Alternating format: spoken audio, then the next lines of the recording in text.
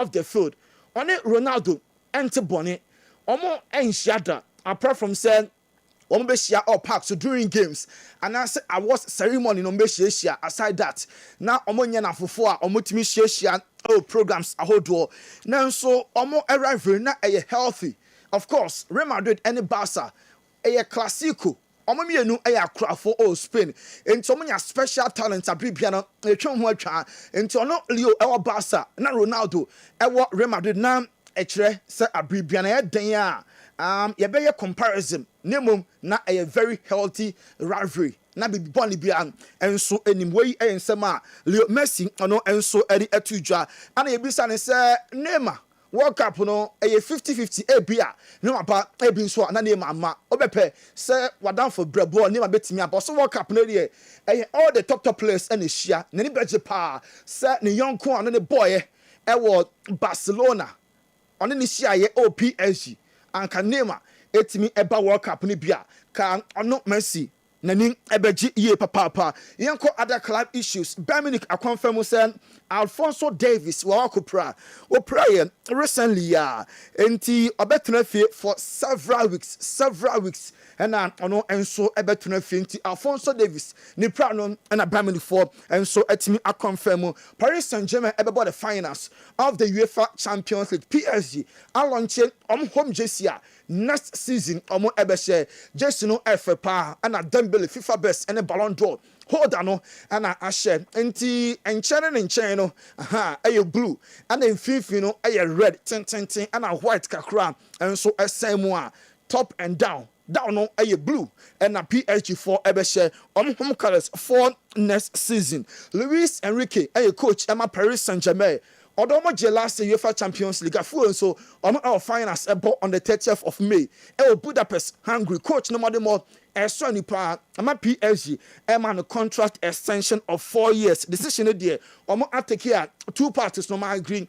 Akase deal and so ebe official. And tokwa man home so between Aurelien Tchouameni and Fede Valverde. Real Madrid e dey asotwen amasa 2 players no. A finding 500,000 euros each and to combine 1 million euros and Real Madrid are finding Tchouameni and Fede Valverde want to kwa ekoko ya ama club image efin abeka ho ye mu how long are players never take it and sana sesi canon etua you finding out Tchouameni oje 240,000 euros a week near find 500,000 enti 2 weeks a little over 2 weeks ni wages no ana odi ebetua Fede Valverde 321,000 euros a week enti 1.5 weeks wages and no enso ebetua this asika die emodu nenso to the players are involved no enya sika bia abro so na otwemienu akwatua na edetua sa fine no Puyo, a former captain, Emma Barcelona, was a situation na Real Madrid, a very, very normal. Just that Madrid, na babo team, teams, players, Omokonda. Now, so you keep it internally. Only the entire Real Madrid, escalate a babo team, Mama Barca 4, and enjoy home, every many focus. Nicolas Somoka say, Jadem, Real Madrid Clásico Biano, Ayana, Nankanaka, Barca 4. Every many focus na ochina match no wamo eni nkunim na omonto aso enje La Liga yebisa puyo se ohe Madrid team ni mu a e ka se onyi player baako emesi na kan Barca player ben na obeyi ana o se ka obeyi Kylian Mbappe nko a any player onu puyo beyi na free Madrid list ni mu se omagina nim ho emfa ema FC Barcelona omo players no de akoso Madrid no omo di nkomo sere Nenso ayam nwanwa pa such a big club na players no eko and 2 days ago video be show ye na ye timu bi no Barca players no be kra no faking tokwa Lewandowski ene onangasa ni goalkeeper Szczesny na omo eko ntokwa grow omo edi Real Madrid players no yes ayam nwanwa pa do say omo ye rivals omo ye akrafo na so de ekoso Real Madrid no Barca players no omo di nkomo say Dem pote pan see ya 2 players etimi gina eko pipe na ha dwenen ye papa Rafinha say Clásico bia no special ono o share Madrid aya na obeso odi nkunim ti for sure ochina match no obepe pass Barca ebedi nkunim no ochina no magina so e de age La Liga. Eric Garcia enso granted interview ahead of the Clásico. Eric Garcia say omo prepared na ebe omo de so ochina at the end 3 maximum points no Barca for ebinya mo bienti Eric Garcia. It is one even more, because, getting a good result, we are champions, so it makes it even more special. Getting a good result against your biggest rivals to be champions of La Liga, it really feels like extra special. Yeah, I think it's the perfect scenario, playing at home with our fans, and, being able to be champions against them, they are the main competitors right now against us, so it makes it really special. On top of that, it's the first El Clásico back at the Camp Nou. It's been 1,148 days, 3 years more or less. That must add an extra element as well, playing in front of the home fans. Even though it's not full, the Camp Nou is iconic. It's the biggest stadium in Europe. It's so special. Yeah, playing at home with our fans, it's always special. And, of course, we'll know it's not fully yet complete. But of course, you can feel the pressure that the teams have when they play there. And, I think this season we've been really strong at home, and that's one of the main reasons. And not to mention the last time you guys played El Clásico at Camp Nou, it went your way, 2-1 for Barcelona. That has to give you... Yeah, of course. It's always a special week, and I would say it is one even more, because, getting a good result, we are champions, so it makes it even more special. Getting a good result. Eric Garcia Barcelona omo defender and Eric Garcia Spotify company omo say omo nyamie mu say capacity ni nyina no omo emfa nanso den a fans ni pina beba in front of numerous fans no Barca bepe say 3 maximum points no omo enso ebetimi awi ni Frankie de Jong say o feel amazing na team no e great shape omo work hand in hand Clásico against our biggest rivals there obepe so obeje La Liga no from some now was celebrity in front of our fans. Ayana omo edi bonto beko say Barcelona mom and ochina match no omo ebedi nkunim. Real Madrid toxic atmosphere. And near my so players no when you Jose Mourinho and Florentino Perez did pass on any solution to Real Madrid problems no Jose Eba ni nyina no eto betwa Jose nim okokonto kwa and I said ball no wajai ball et Florentino Perez the number 1 the preferred candidate so coach team no aye Jose Real Madrid epe Jose a betua a compensation of 3 million euros at the Ama Benfica and no any release clause Mourinho no contract mu Eke Garcia's a former Real Madrid almost say first pair of fans goalkeeper dada and captain dada Garcia so ono onya kwanya na called the Jabi Alonso mum na beba back Alonso so na kwaya ma belu abaye o say Jabi Alonso are very successful in Leverkusen our German intisa Alonso oba back dear enyema obaye wanye ni nyina no ne return no ode nema foforo na banti Real Madrid ankofa Jabi Alonso ensanso emrebium Josep Maria Bartomeu former president FC Barcelona o say Barca no omo Vinicius Junior ewie kra very very late and Madrid Asia jira omo say nyema nti sanka anya Madrid aka Vinicius Junior ka obesina kan FC Barcelona Alvaro Abelua Real Madrid coach or sin SMP dear cost nina no Pina yantro and central for yani yeka Safedi Valverde any Chouameni kumpi pepe or no any Carreras enkasa or no any Dani Cavaya enkasa players Pina and enkasa also Sanya man cost nina bosimuka yatia yamu yasmunya because no Caribbean and so anymore Yanko England Bruno Fernandes season way why exceptional the morning team we a Football Writers Association over 900 members omo ekoto aba na omo ayi no say ono mom any omo player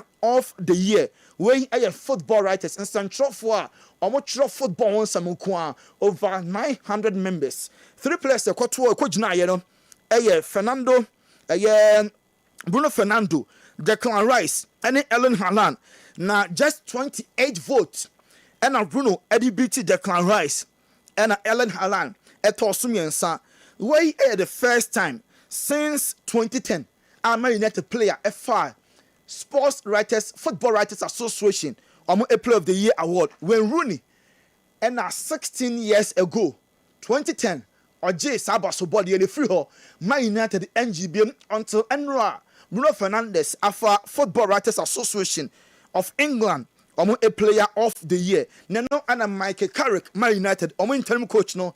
Bob Bruno Basso passer or Sefata because the mono was so do Michael Carrick.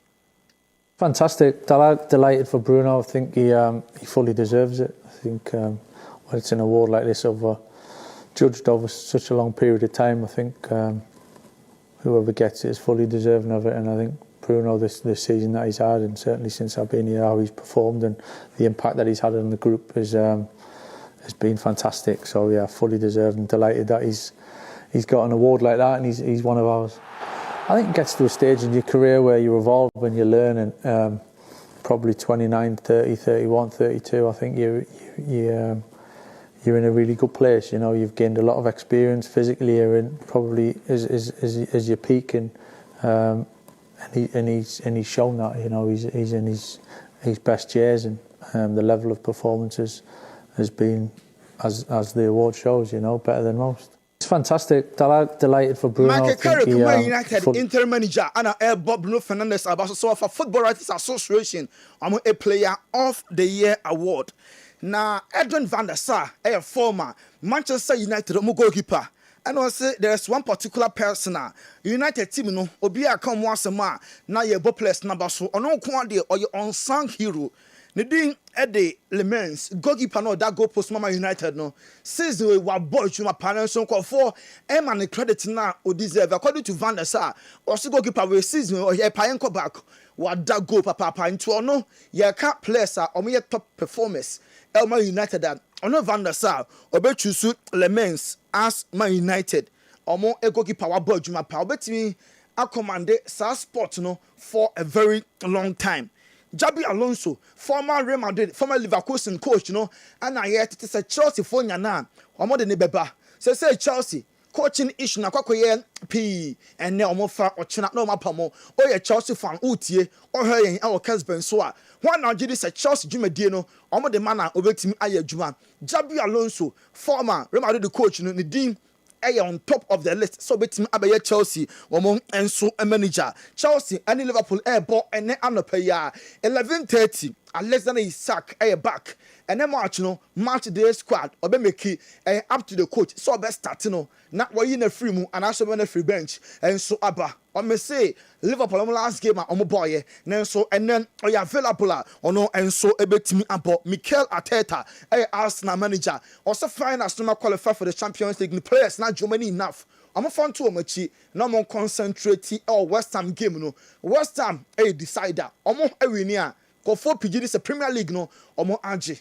Man United 40 Man City 30 Chelsea any others obi a or say Arsenal for a winning game. Concentration. I was in a really high emotional state after the game, obviously, because we know what it means to everybody, to the club. You could tell what it means to everybody, to our supporters, players, staff, straight after the game. But you have to believe me, straight after that, my concentration, my focus, my energy was, okay, West Ham, what do we have to do in the mental side, physically, tactically, technically, to prepare in the best possible way to go there and win the game. That's it. Mikel Arteta, I don't know, ain't enough. I'm focus now. I'm on switch. I'm on a game. I'm on the West Ham United airball. Declan Rice also a J Trophy. Oh, West Ham, it's about time. I'm a Juma past season way. I'm going to some Champions League, every Premier League. Oh, players no dear. I prepare sa 2 trophies no. I'm a Juna free. But we built like little losses as well before you got a massive win. So that's like the process I've been involved in. It's like I've won a trophy at West Ham, obviously nothing with Arsenal yet, but we're building towards that. It's going to come at some point. It's just you've got to keep going. Football now, in terms of how the game's evolving, and as individuals, how you can improve year on year, is by exploiting them little advantages. How much do you want it? The team around you. How much do you want to get better? How much do you want to win? And that's something I've noticed with me, but also my team, is that like we're trying to elevate ourselves year on year. So, yeah, hopefully, like I said, positive things. Declan Rice, Arsenal midfielder, and a telling can where Rooney, former Man United, and England, almost striker. Rooney say or tipo Arsenal, or where Juma, among Ayen and saying, any GDR club no enya o Mikel Arteta moi, or be called Arsenal and Premier League. You know. It's like it's Arsenal. We've had big battles against them. So yeah, I think it's a good club. It's a like. When you think of David Dean and Arsene Wenger, it's a really well-run club. They spent a little bit more money over the last few years, but I think, yeah, you know what, they've had a structure, they've had a plan. With Arteta, he's come in his first managerial job. He's come in, he's stuck to it, and fair play to him if he goes and wins it.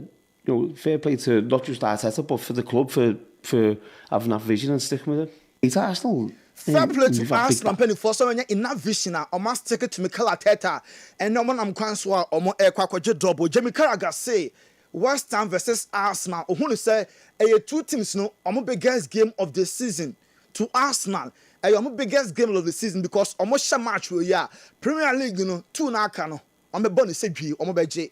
West Ham at the relegation zone. Almost biggest game of the season in year. We bet me define almost season. When you lose what and one no Spurs become Emma West Ham away. Enti sa game we a game Arsenal for you win pe some of them say a Premier League no the here so much West Ham League ne there and so aje awie da Anthony Gordon and a PSG abawrem ya become Bayern Munich ya become Barca PSG so monitor boy in situation you fa Major League no and sorry ko French Ligue 1 games are Barcelona Monaco and Lille Angers and Strasbourg Auxerre and Nice Le Havre Marseille Metz and Lorraine PSG ebebo Brest Rennes any Paris FC Toulouse, any Olympic Lyon, and Asia, Yanko German Bundesliga. Games are Airbus, Hamburg, any Freiburg, FC Cologne, any Heidenheim, Mainz, any Union Berlin, Augsburg, Ebesia Mönchengladbach, Hoffenheim, Ebebo Werder Bremen, Ibrahim Leipzig, Ebesha St. Pauli, Stuttgart, Ebebo Leverkusen, Wolfsburg, any Bayern Munich, Anna Ebebo, Yanko Italian Serie A, Hellas Verona, any Como. Cremonese, any Pisa, Fiorentina, any Genoa, Parma, Ebesha Roma, AC Milan, any Atlanta, Cagliari, any Udinese, Lazio, Ebecha Inter Milan, Lecce, any Juventus, Anna Ebebo, Yanko Spanish Premier Liga, Mallorca, Ebebo Villarreal, Bilbao, Ebecha Valencia, Real Oviedo, any Getafe, Real Madrid, any Barcelona match, no Clásico, no Eba Su Ochna, Ewa Camp Nou, Barca. Any Real Madrid Beshia, and you non so on a Clásico and so Ebaso, El Chebebo Deportivo Alaves, Sevilla, any Espanyol, Atletico Madrid, any Celta Vigo, na Sociedad, any Betis Abo, Yanko, the English Premier League, and Liverpool, Ebo Chelsea, 11:30 ya, Nafe, Ebo Tua, Brighton, Wolverhampton, Fulham, any Bournemouth, Sunderland, any Manchester United, Nafe, 5:30, Yebenya Man City, any Brentford. Ochina Sunday, Burnley, any Aston Villa, Crystal Palace, any Everton, Nottingham Forest, Ebeshia, West Ham, Nottingham Forest, any Newcastle, now West Ham, any Arsenal, and so abo Manchester Bebaso, ewo English Premier League, and so no. Where you so any agina na ko focus on some no ye DSC ye ko Dr. Amagashi aso ye akofa apomudun some ye bape Sergio Laka, any abedwafo bewremu na agodie mu nsam no more. Omo edi ato so Dr. Amagashi Nkrato. No kre o hwe green na ase kire ne se Ghana no good ena enhaban ena adekoko che se moja enipe bia nso no Bible no kan Leviticus chapter 17 the verse number 14 say nipe bi o ti asasusu bia ni moja no ena ye ne kra enti da no John Dramani Mahama frame eko no office owie na osa ebo ma baso se hira me esa hye me nkura se dwuma na me ye ndie ohunu se me boa Ghana for pa ya ono ankasa mu me on picture shine akra wa ena anope so ye papa John ye papa baomia beba kuma se hanya me adoma bradawi oba be hia heba fo ni nyina na moa heba fo so ehia no ye de ato nanim se be obehwe se obetimi aboa na yen ye moa ye ba akopɛ Omo buy a horn beji drone, sometimes almost see a drone ne boarding. Into your person insurance cover drone, so there be a gun in Nibia Baheba clinic, no beji dra. A drone, you have money penny free, now buying no. After can. Into a dear me catch a gun for ne say. Bible ne can sembi. Proverbs chapter 29, the verse number 24 no. Was it nipe bi oni owifo chade no or tiny cra. Enti nipa o cry e de ba de ye wo yare bi wo ho a eba moje mu a ye nuanom akronfo bi aka kire se na duro ni ho. Wonderful. Said ye be ye no mo be didi ye ho de bi ada. Enti Dr. Magasha sema me ka kire wona se wo ye Ghana ni de hye na se yade bi tewo so yade bi tetew yare bi na ma enne nyankopon adom o de ma wo no uhu ano a woti Dr. Magasha nka fa number no yade na ma nipa eye mmobo se o man bi se o man ntimi ntumpon a enipa e wo man ni mu no bebre ye yalefo a eduma wo se o mo ye no mutimi nye aye no kre obi a ne kotodwe ne ya obi a ne sisi ye ka se nipa ne sisi ne ye ne de ne kotodwe nya ne ya no omo nkonko ye dwuma de o wa hondin be ye dwuma chen de ne sisi ne ya no aye no kre enu na nyankopon ka wo Ezekiel chapter 47 verse 12 say mundi dua na bara fana hahan esa ho yade e enti se nipa bi ti asase so se in haban ro me nyintuma one opese wo chi se oni nyankopon wa asem aye no kre die nyame aka no what do you say obi ti ho na ni nkosua na wodi ho ade no eni na start say eye kusukusu ase dia na sentinta wo so abra Dr. Magashi otu anamon ba ye heba clinic o be obi anom ye be sa wo yele ma wani nkosua nyina watime hu ade obi a ne to ase ne nkokom twetwe no obi asiatica obi on the to ase no ena obi okotodwe na nkasa no osole a emujiji gbogboro e wo so obi cartilage na e wo kotodwe mu no sometimes be one man need na e every eno oba Dr. Magashi wa jebe mo waduru ma cartilage na a revival wonderful ama sa kotodwe yare na eto so no efi so akom mo wanya ahoden ama wanya ahoden media ye wo nyu what do you say eti ye wo kuma se ha mazi makrom fa makro jom kwa na kasa ko police house omo Accra ho nyina Kasoa prison junction munso amo water crade e ya pawan kejebri government school munso amo water techima henso asema mpese mani pa nyina ati ase ne se asase na ye baso no obi abebu na aten saa na se yade e koso owidie mu a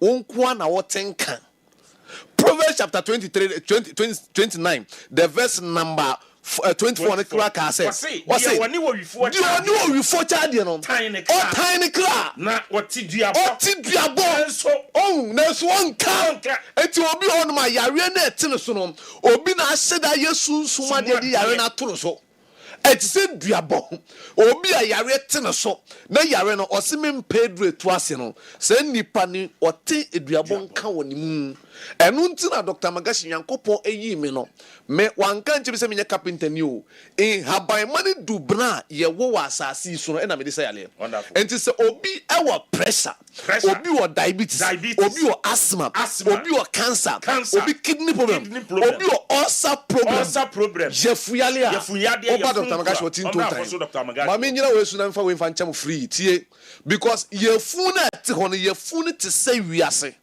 eje papa je boni enuane a wudi no side effect e wo mu no mpato ni nyina yefu ne je enti yefu na nkasa ne so obi kra osa oni kan hunu fantedoko hunsu ohunu fantedoko na nkasa na odi nchine kakra tu fantedoko na odi nchine kakra tu odi kan no ma no anu fantedoko hunsu na osa na ete so no osa ye ebe brase opedi etu ase a Dr. Magashi wo apostle Dr. Magashi opadi makin opadi China she what say yes opedi ba we kase we speaker o say emema na yeti wiase no wonderful intine we mu nyina na Nyankopon abo na beto yanim enti se obema se eyemra I was say hu se umfie na obedi asase so no eso asase set se okay Isaiah chapter 62 the verse number 5 coming down o say se bema kura ne ne yire da no otimi sepena ama ne ho sepena ama Nyankopon ni te ho beti sura na me so What I say? It is so be honest and a Bemano say Enye Juma or Penny by Dr. Magashwam. Now Deuteronomy chapter 23 verse 1. What's what Berima Apache? Berma Yapache the show. And the Berma and I want to know about you. Musenya Nkopo Mesia. Number Babeka. 0547 0547 04 43 07 0547 04 43 07. Mamenka asimi. Apostle. Okay, I say papa buy onum. Papa ne buy. Hey. Ni problem say ne yiri ne nwane ni say hey. So ko Dr. Magashi ko ji bema. What? Jima. I am mbodi no. Uche. Ne yiri ne sukunu so. Ka say ko Dr. Magashi. Ko no ko ba bema edru. Ni say nipa bia no say de ye fun to me didi na ano didi no. Obema ne hia edru. Number near 0547 04 43 07 0547 04 43 07. Because Bible no crack on Proverbs chapter 29 the verse number 18 was saying what's in nipa biara say bi obumra no say nipa ne jahaban rodi enti so onum haban ro na eno na ama ne ho aye den enti so wote ho na se bi haban ro e na opa asema make catch us Dr. Magashi. Ye ton safro. Ye yentimi kukuru sika nye de emfa mawo. Ade ye wo no ene ye de mawo. De ye wo ne se jade na ete wo so na ene ama wo brabo na ye basa. Me se obi wo no ma yare ne sunsun made. Spiritual. I know obi o ne be man kasa because of spiritual marriage in be man I say katrevin. Ayese nkruma. Ayese nkruma no. Eno na oba. Me wadu bi me de ma wa oba ma be say odenke. Yes. Bakayiri babam. What bakayiri babam odenke. Eno no na. Sa edro na me ka wasem no. Eno no ba Dr. Magashi wo. Dear Mawadra, and because of Dr. Morrison, they be at a man born a basso. I dear make catch on a say Yadian to so. Yes, that's a asthma. And no by instant one. Instant and Memma withdrew my minches as asthma chronic a yate. A yet to Canina Mema to Diana won't feel yet dear Drobi Kahuma, asthma between 2 time. And a Nippon Shannon to say, your baby on my Nidane one so, or baby was almost Anna and Suede, a guno, and or baby on the messes and credit and baby. Jawa Ahabain Bia said this Ahabain the most sick, maybe a quatma. Yet the more near the year drumoa, tin 2 times are dinner a flock, Obi also a power. Opa wo entafo se nyankopon bo se bonin kwana se opa awa utua na mo ba opa Dr. Magashi wa nyankopon na jebemo ahabandru bi ye friend afema ne ene na se obi ani nkosua odi abi a woni utai pusepusa wani a bo wodi mpa afema no se okwa akoda nwumra fa afema na haban keke na wapusa no so ne so kama ne fa so wani no so eni ni be clear eno na se if se eye fibroid se awo na obi pa ye de ye drumo atinto tan na jai asama me kan se Ghana has ye betimi aboa e mo man na tumi akonanima enipa ewo mu nyina na ehia pomoden yade a edi nipa bro yare ekonipa mogem said the account Leviticus chapter 19 chapter 17 the verse 14 said honam nyina kra de eni ni moja no say yare ni banase yare ni ko moja so na ye moja mu yare a e wo so say yare ne ene wo kra ne eko enti yare bia eye moja mu yade eni nipa kra eko no eno ba Dr. Magashi wa 18 tontan Isaiah chapter 54 Isaiah chapter 53 verse 4 no eno wasi yen yade wa wafa yade so wafa enti number no 0547 04 43 07 0547 04 43 07 you kumasi mazima udu makro junction bisa Dr. Magashi obi abetro so wo akra kaswa prison junction wo takra dia apawan kejebri government school wo techima henswa be Mount Carmel Senior High School no wa ene ye djuma fiti juada ekopememenda de kan say Dr. Magashi wapomoden edikan wa abrabom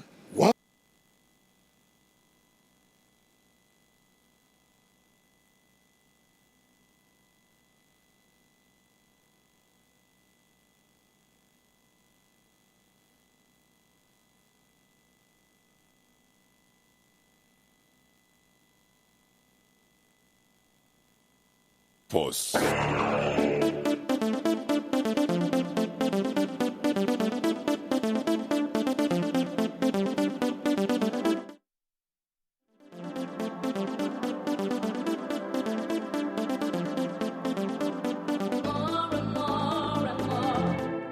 All right, Yansai Emra.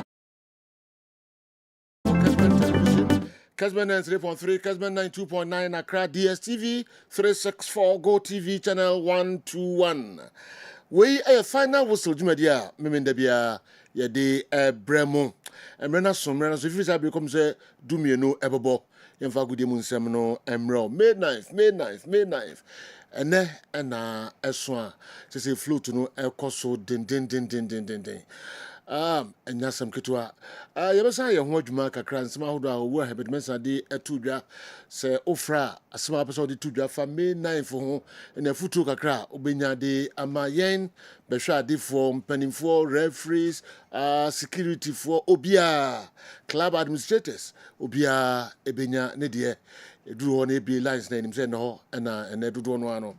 Mode ebefa amay. Of course, matches P ebekoso ewo amanone Tony Montana de hunsempi ato edwa titru Premier League no emu EPL no mu other leagues ne de obi ahu bebia ekosisiye na Premiership no enya sem kitu akra hwan na efa say Arsenal ayi ne ho din Man City beat me assign ababiwana and I said no weekend matches ho you better say matches na fe yaba abehwe Clásico and also ebekoso I will come no Barcelona omo any Real Madrid Barca in your draw say 11 points and da yes our clubs me no entem say 1 point ne beka ho ana Andy, Juna. Point back over Kanwa, and as is over ferry. Of that, just a point. They only need a point to win the league. Don't win a draw and one. No, I'm winning. Into no sign that we could see. Madrid in Sempi. Omit me a fanning in Amu. I could win his game yana. And so I the Hunsem. And so a Bebra, Africa. News Kakrawa Africa. Nafi Yabi, our Memutitu. GPL matches I Bekosono. And Yasem Kituakra. Relegation for no, Sanso and a sort of one, and easy game. Games and I bet weekend. Wow, we game beer.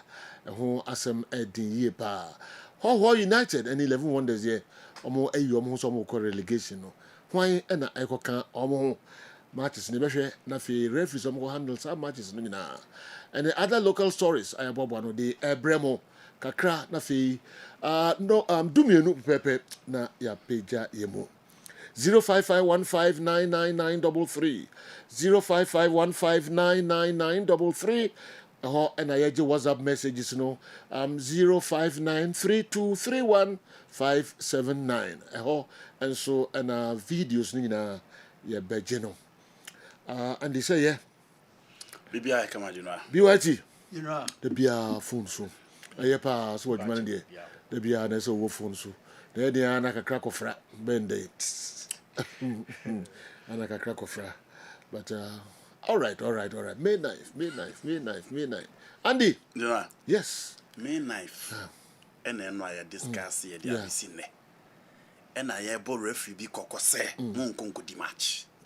No sani man and chance ya disani tawani mempene what team workers and sani mana on the start free. Make I say referee say Samreno.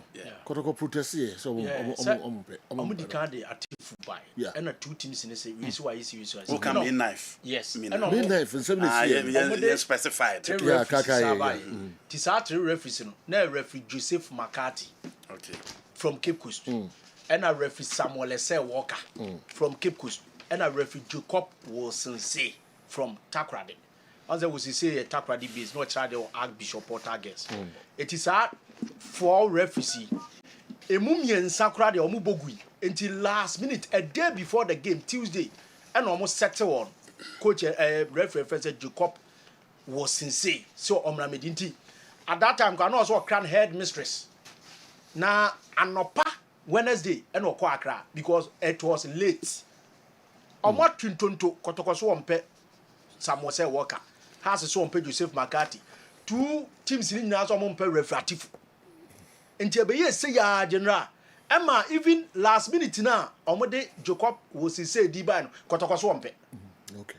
Emma anopa no say referee no a free a year takrade ebesene ko Accra instead of saying KB and Kobeko Tuesday. It's said it was a late appointment and a bad numero no settle one.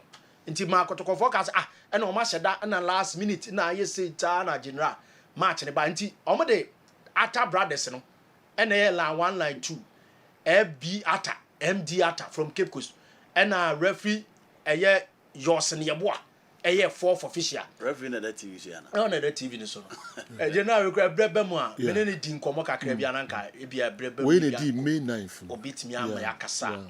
Na me twe na no o yes. So say e duru sa brebe wie a na waboto. Waboto na o be in the middle of the game na e be wie na. Ti o ma me brebe nti na me ntimi nsete. Wilson say. Yes. On other TV. Yes. Yeah. That me put that to you. I'm for him to the last minute don't settle on this referee. Yes. Wow. And also cry no late you know but still NBC derby.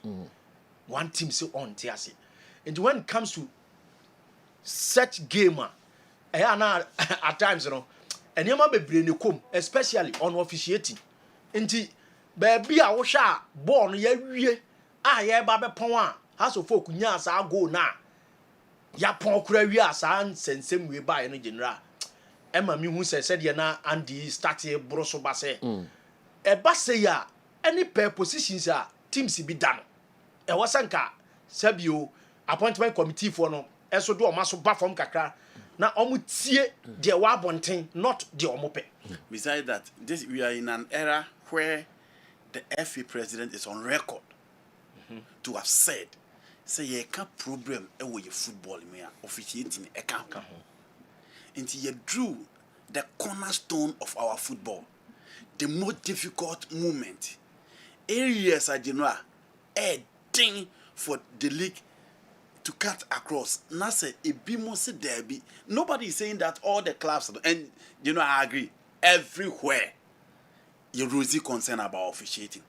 But now Mr. Refikalaba, I don't think see everybody can the referee kabiwa because who referee crowd say who could the match be na ye team now who could the home no e ka so pewa you should be concerned me obama wa your safety your protection everything e was say me and na me born ho ban but again a referee for no so no e be more tricks obi wan so obeba obi ye high house baby e di match dey do ni mini bio o ye the way o ti mini bio jai yeah 2 points no na the points that come out the other team no that is the only thing I ever that will be the Kessben FC wa oh is that the American yeah oba em so oba last okay oba bia o see dey aboro no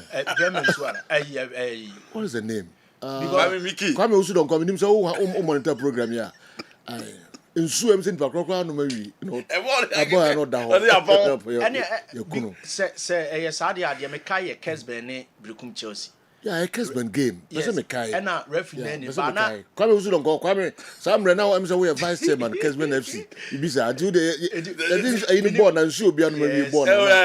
Minim say na 4 referee no that time we 4 final center because game nice last week. We go television here. You go buy him for you have a party. Or see a friend the classmates. A man convince and yes so copy. You be go 8 points you betting in every Into the air can say, yes, be a some way a bin see that. Intimate say, GK Manu, refer into matches via local referees via co handler involved. Yeah, table me will submit in that mystery. Wow.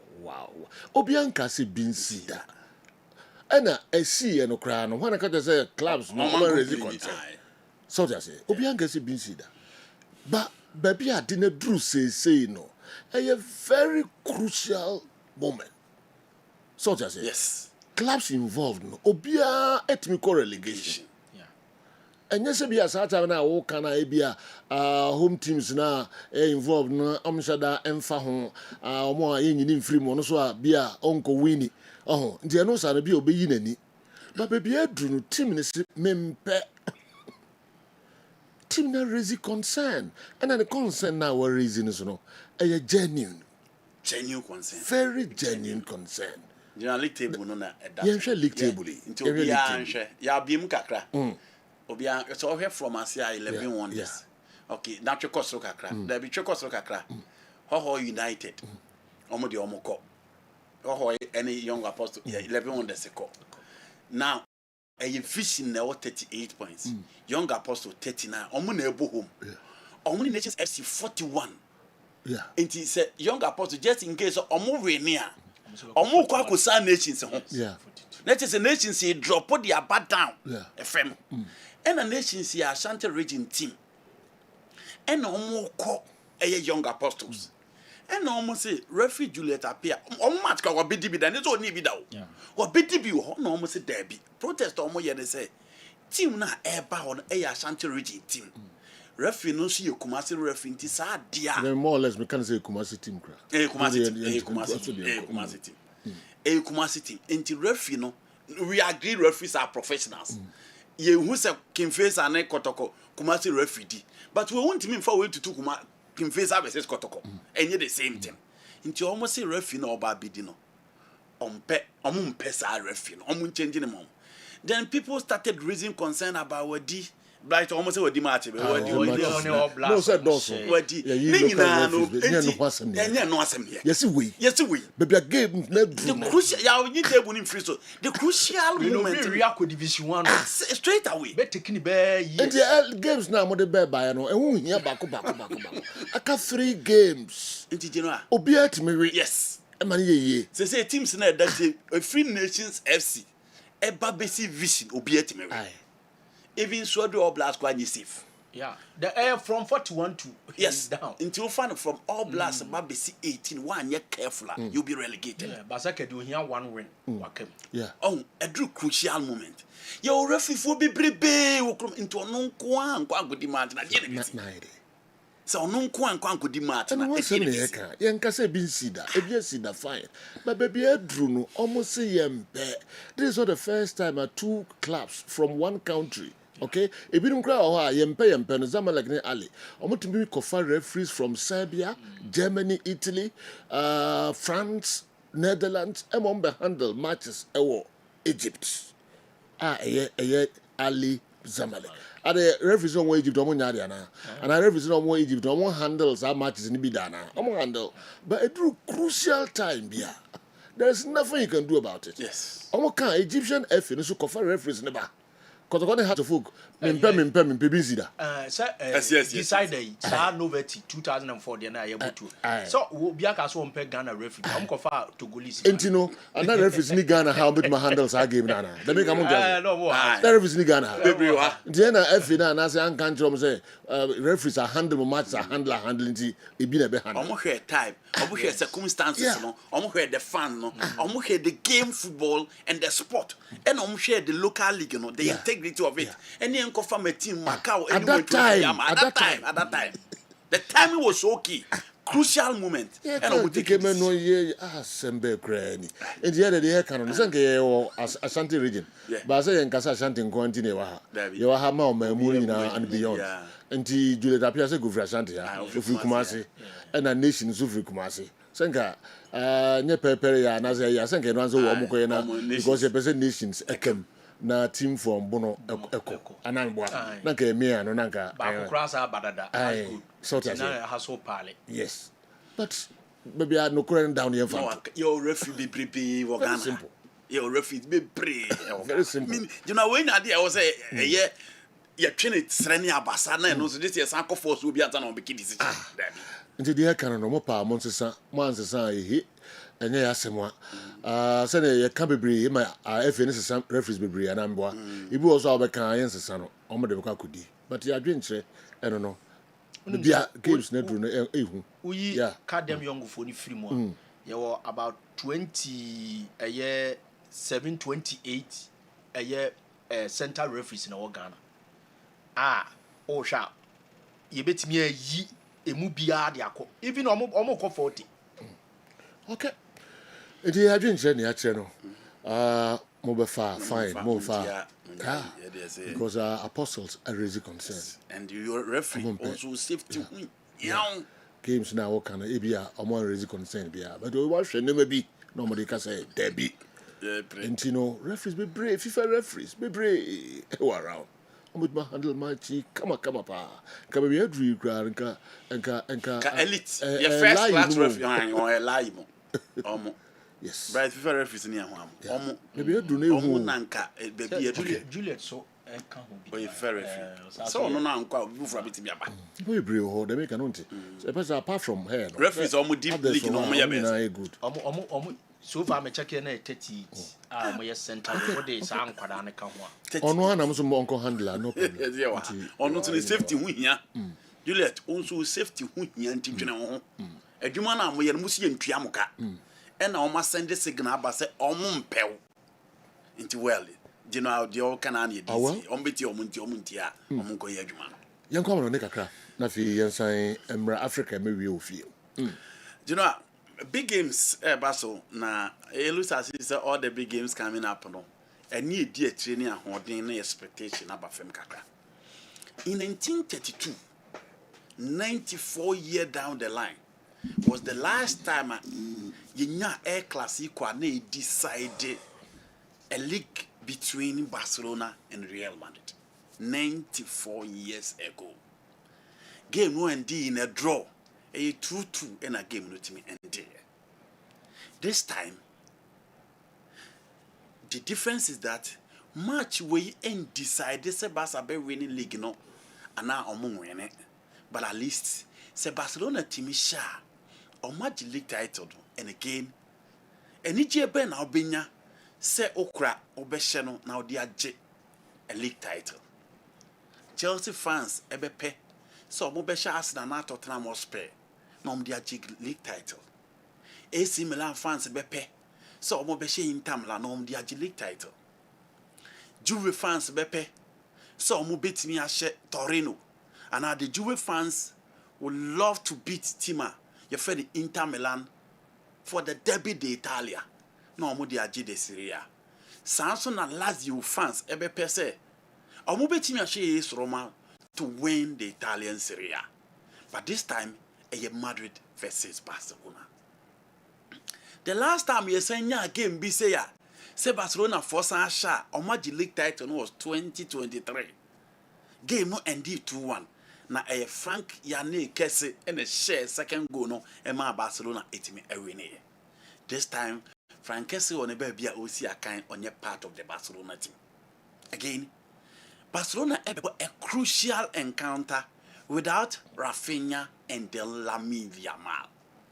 And to be I say, Sebastian Rakum without these two guys, the likes of Fermin Lopez, Marcus Rashford, Daniel Olmo, betimi taking the responsibility of the two key players are taking over the years. Barca metimi akoye di amomonana.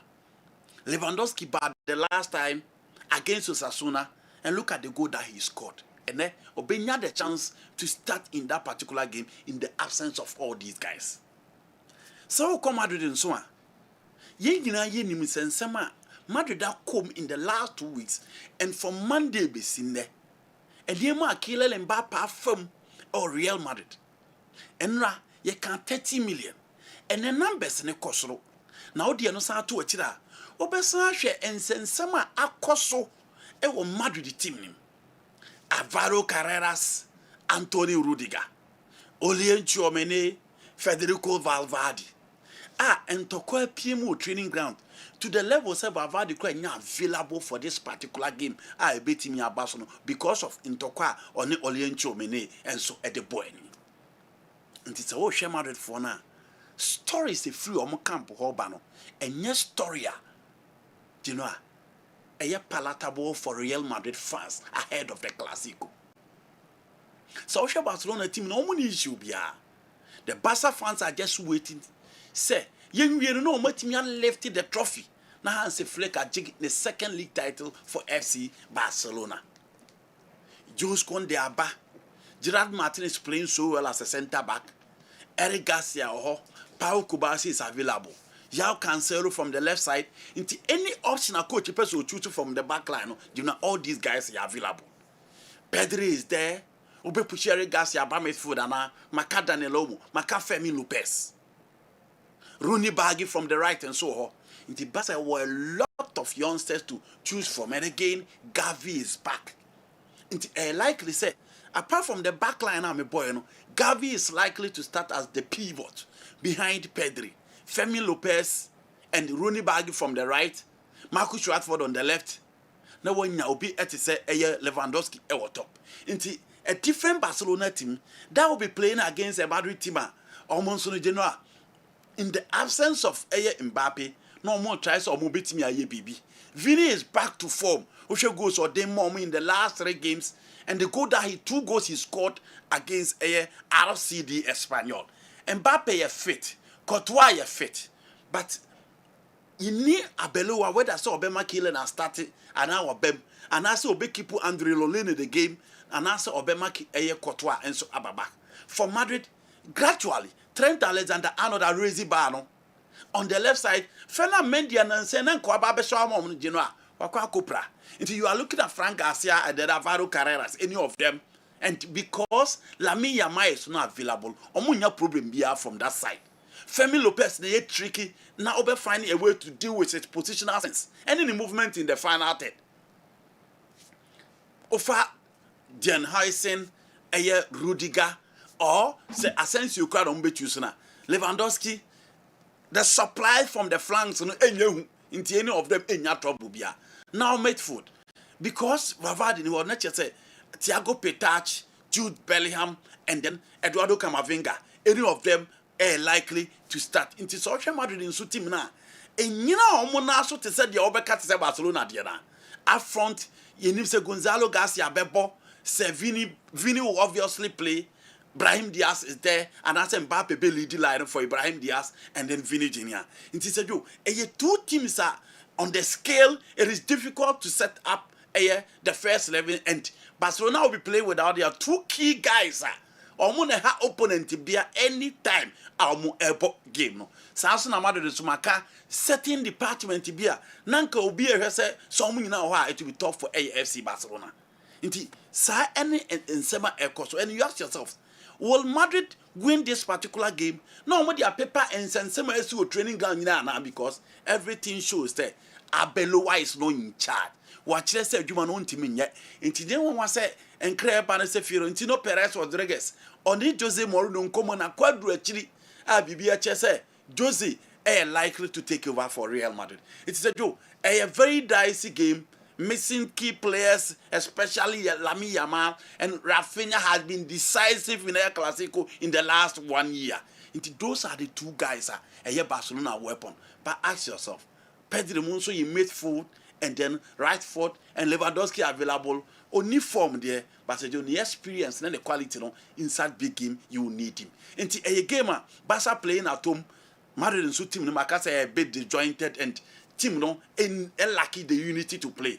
But this is a game they also love say Omobeshe no much spoil the fun or the Barcelona person omoyeno. It said a 50-50 game and a bit me Abaso a new camp. A tough without the 2 Barcelona guys very tough. Without the Valverde and the other guys in midfield is very tough. The game looks like a 2-2 draw. But you know as a win, Beba I'll go in for FC Barcelona double chance. Okay. Now me by the Premier League. So me by Premier League in there quickly me share say how much and sign my Barcelona. You know the last time West Ham United got relegation I check Accra. That was 2011-2012. And coach Abraham Grant at the got relegation. So I shared the 2 West Ham United last week at the Brentford Community Park here. Nature say man you careful you know. E be san to aso now mo ball against Arsenal. Team a friend Man City so sleep last week. Into Arsenal phone him say league no ma jerry. But this is another tricky game. Team a friend Arsenal should be careful because the moment West Ham United, you know, omo be lose game we pay. Omo say goodbye to the Premier League. Into Abuobi and so baby who you know operate and yenim Arsenal say a drew situation now. A honey baby, I won't say, I know more bread to sustain the pressure that will come from the opponent. In fact, so you know, Espirito Santo guys, on paper, these are fantastic guys.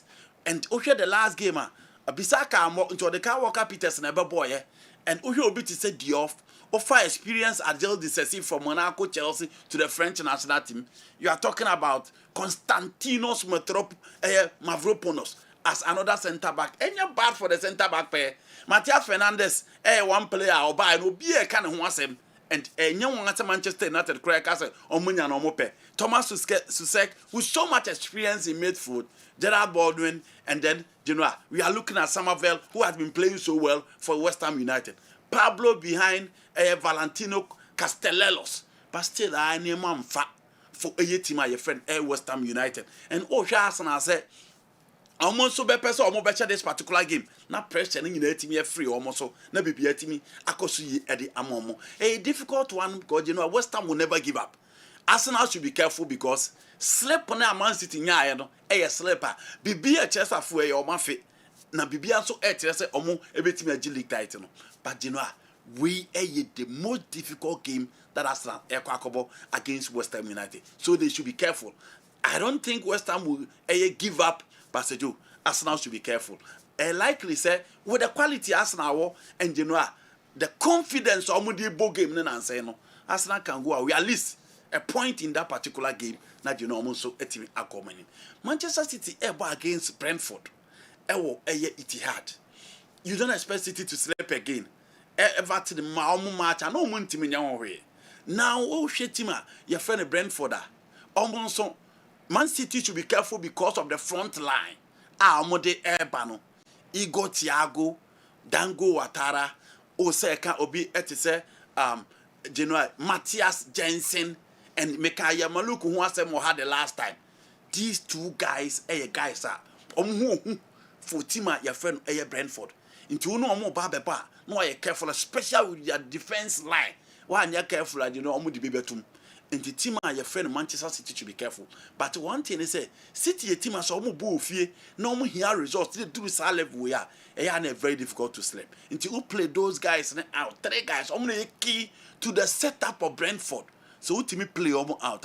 City good to go because I don't think the back line Brentford Eddie Airborne or more what it is, the Michael Coyote, Van Berg, and all those guys know what it takes to stop the attack of Doku and then Ellen Holland, and with their recent form, I'm expecting City say mobile winning that particular game.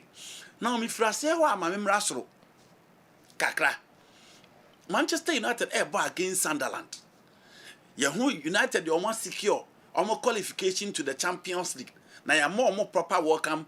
You should say signing to make sure say casro na nsan coffee bill because baby a character do bano and they will be a United fan bia obi a person who the traditional clubs in the Champions League next season into Manchester United back to the Champions League against Sunderland general Sunderland last 3 games in ko yem fama Aston Villa Overhampton and so and omni Overhampton ball draw and Nottingham Forest and so say it is yo Tima, your friend, I know there's some more de bonus, so any and so hot.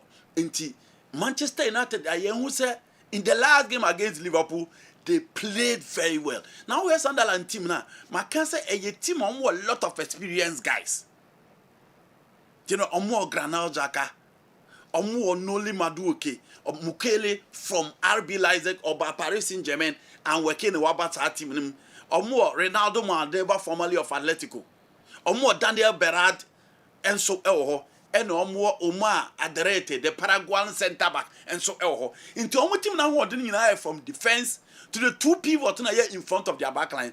And no more Brian Brobe, now who are there or they boy in the Premier League. No? So we are centre back now, who are Eddie so betting me a stop.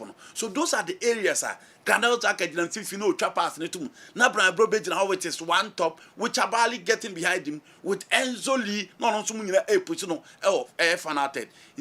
Manchester United, who's almost central defensive pair, and shaky kakra. Against Liverpool, you mistakes are no more yet. Into me and make sure some be play Brambobe out. I don't think the form of Kobe Menu no Granada Xhaka will survive, and they should be careful because Matthias Cunha, Benjamin Sesko, Ejana no thing. Into so person stopping United. Those are the guys to play out. Stadium of Light, Basajo. I'm tipping Manchester United at least. Me, I go away with a slim win. A very difficult game, but a slim win for United in that particular game. Now the big game. Chelsea bought against Liverpool, and I don't know any big game. Yeah, what's a big game, sir? Okay. What you not sent? He didn't, yeah, but well, a big game I discuss. We will be score line up in the ball. 11:30, yes. A big game I discuss. But you know, I'm more the LA kickoff. I'm not disappointed. But we the Chelsea team. Game been on board 2 p.m. Nottingham Forest. Not your man. Yeah, man, you do video say 3. Then last week, first says, Jao Pedro. This is a geekinity. Nottingham Forest. It was Stamford Bridge. We cost 1 Anfield. It is a big game, my A big game, now, 2 teams who are not playing well, and a Barbishia, Anfield. The first fish channel Barcelona, Estevao William M.I. winning goal, Stamford Bridge in the last minute, and I gave me the baby. Now she gave me a basua, team my friend Chelsea at 3 lose 3-1. Liverpool at Old Trafford at lose 3-2. But you know, after, before Sa defeat Liverpool, Liverpool at least in the Premier League is okay. They are pushing for the top 4. Yeah, so when not banana, they are also almost pushing for the top 4. Into a almost situation from Maresca, Liam Rosinia, Callum McFarlane, Genoa, all the 3 coaches now. Now, share the last 2 years by our results, encouraging. Again, Chelsea a game and Messi several key guys within the team.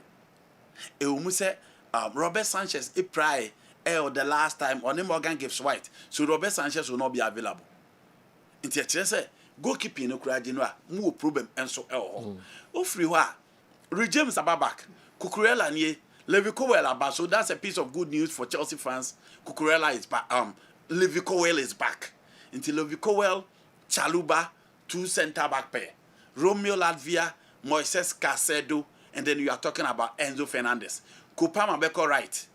Likely said Delap Bedina top with João Pedro from the left. So João Pedro will start from an unfamiliar position because Garnacho in your Estevao in your Pedro Neto in your he need to play from the left. Narrowly, Omobebo to say the Omobo 2 top no in a 4-2-3-1 setup.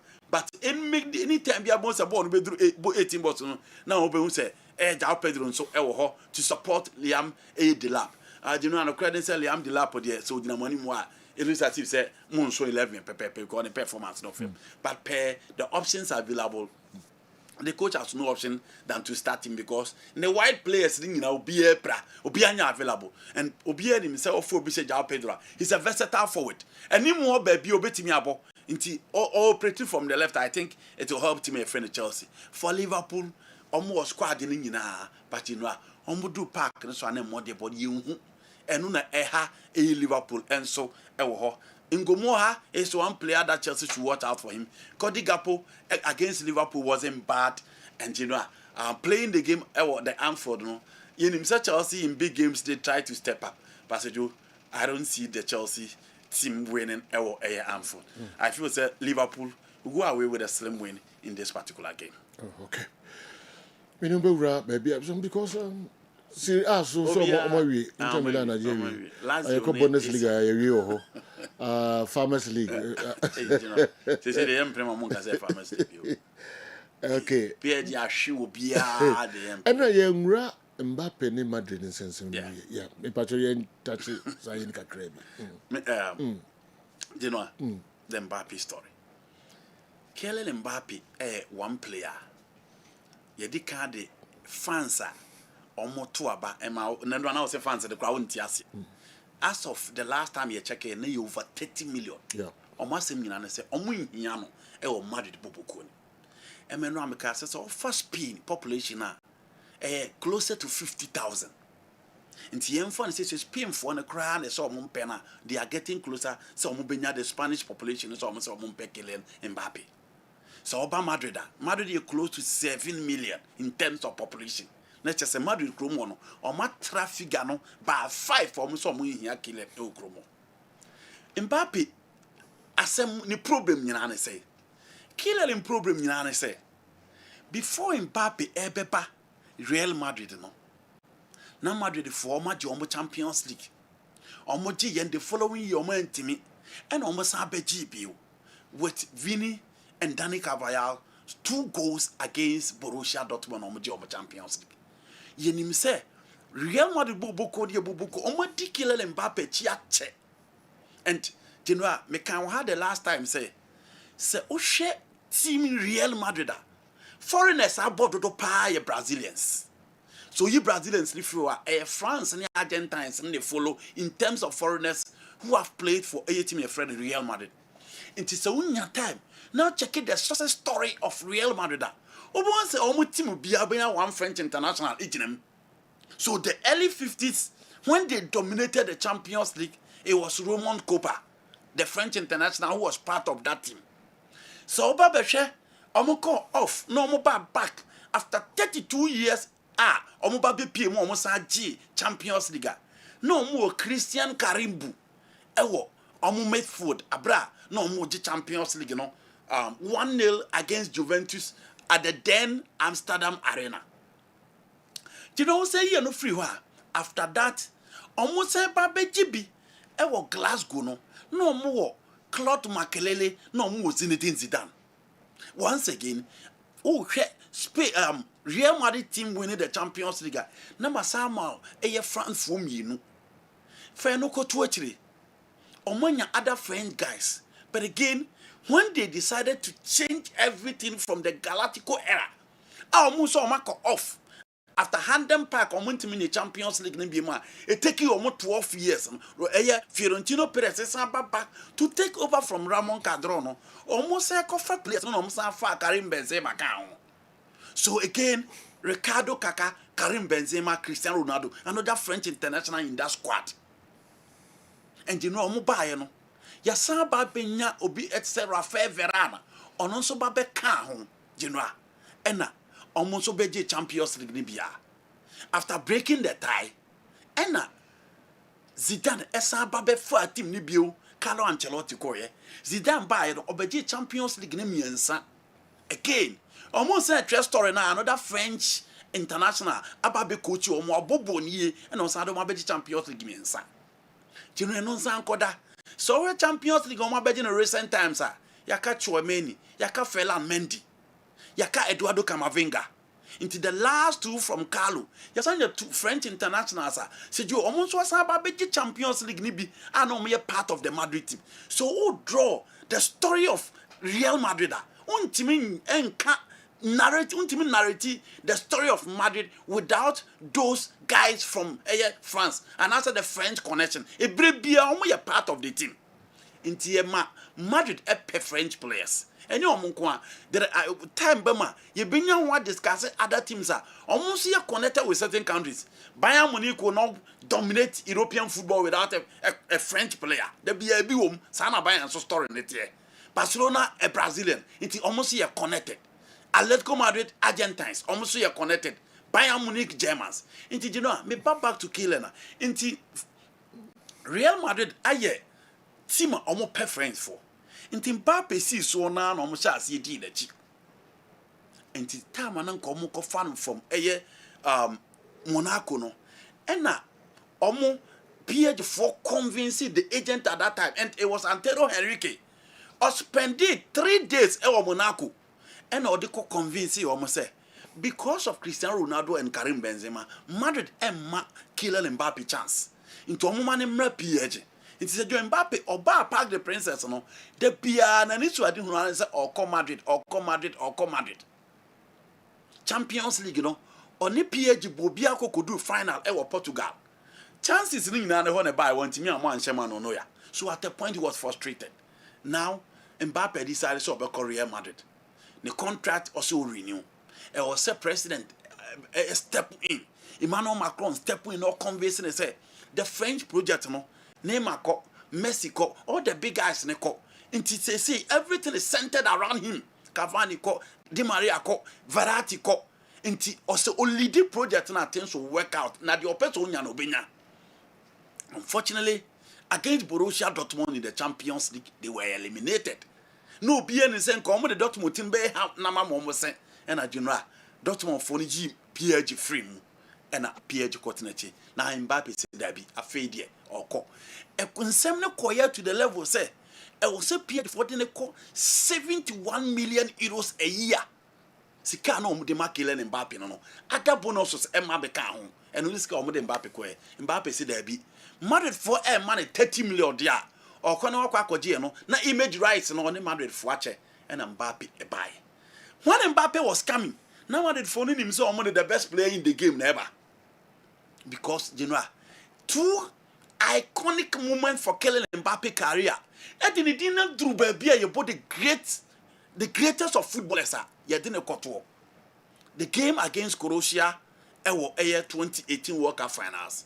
And the last game against Argentina, the hat-trick, and the Mbappe Kobebia, Peles, the Ronaldos, the Maradonas, Oma ye bo World Cup, ye bo Mudino, the Gulamo Stabiles, General, and then call because of his iconic moment at the World Cup. And to normally for him, so when a player, General, or ye cast in the mode of Messi, or ye cast in the mode of Neymar da Silva because of his prolific goal scoring. And I you know I'm gonna buy.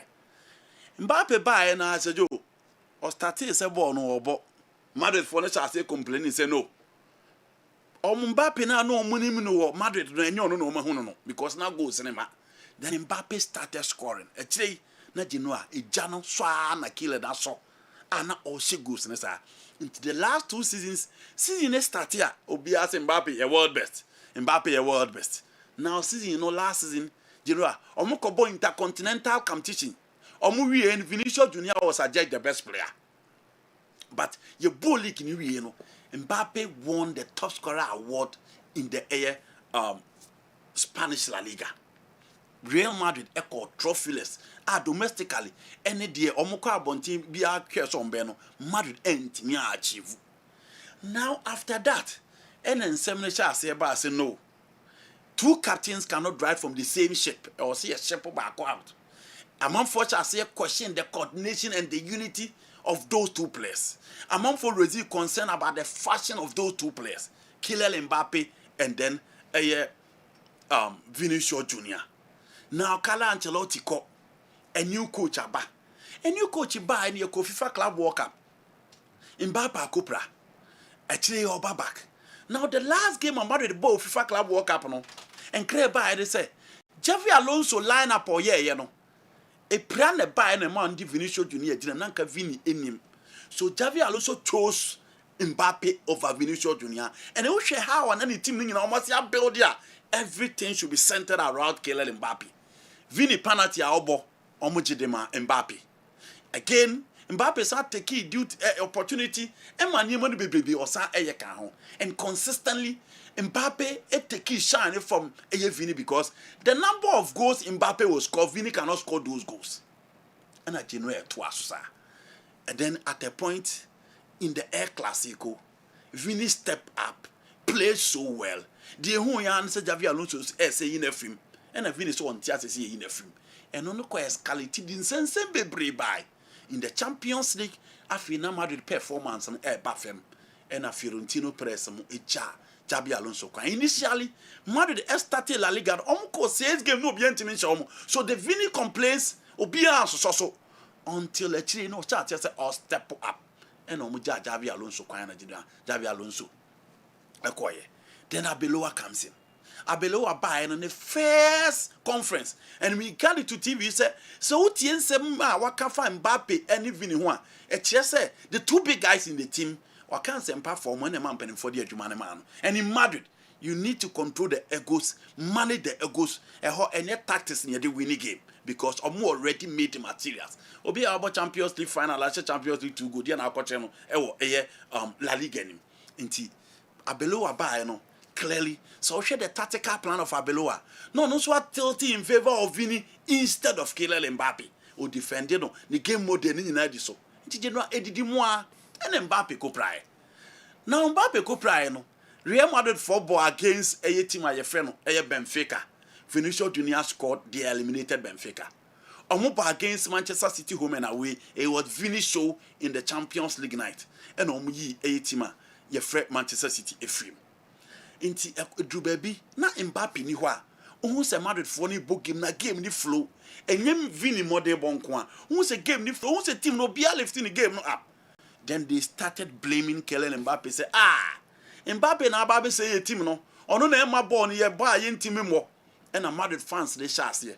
And Madrid fi say time omo pamo e Javi Alonso no. Madrid fans ni be huru Jude Bellingham, Fede Valverde, Vini Junior say omo me ensa na ma ye pamo coach ni free team nim. Enti say jo omo sha say reason consider there be say problem ni nye Vini problem ni Mbappe. Ni nyina na say omo bon match na Mbappe mo bia na omo ahye.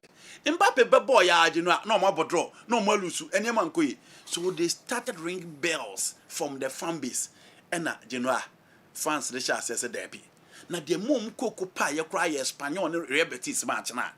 Mbappe pra Genoa 1. Edi kan ba say Mbappe pra na wo pra no.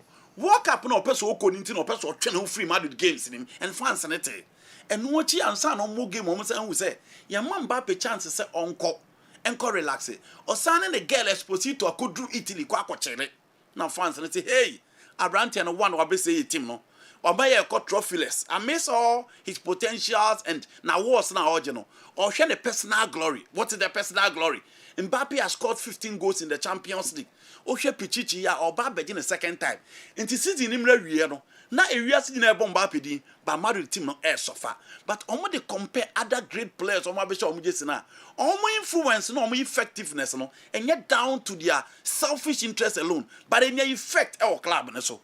Na fans say there be omo team no omo akọ trophyless no eye Kylian Mbappe e na say team no o good team to omo permanent free team no nko na omo Vinicius Junior and funny team no na Genoa. And we saw the last game Jude Bellingham also played well against Espanyol. Na team no team nye na Genoa omo sha say online so omo to aba say vi onko ana say Mbappe entena e na Genoa abato na akọ duru sesi ya yatra 30 million fans they don't need Kylian Mbappe a team your friend Real Madrid. In some to training ground and Echingrito after the squabble between Fede Valverde and Chouameni no omo ye emergency meeting.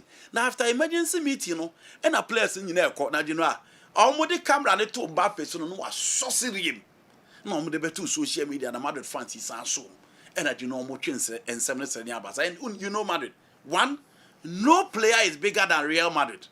2, no coach is bigger than Real Madrid. It is the reason why say BBC and your management take a decision and your coach and a punish player. That is Real Madrid for you. Okoka dia omontie because and no do Marco Champions League say I drew 15 no. They started this way back and they've seen the very best of great players. Until you can be Mbappe, you can be Vinicius Junior, but they've seen Paco Gento, they've seen Di Stefano, they've seen Cristiano Ronaldo, Omo who Pedrak Mijatovic.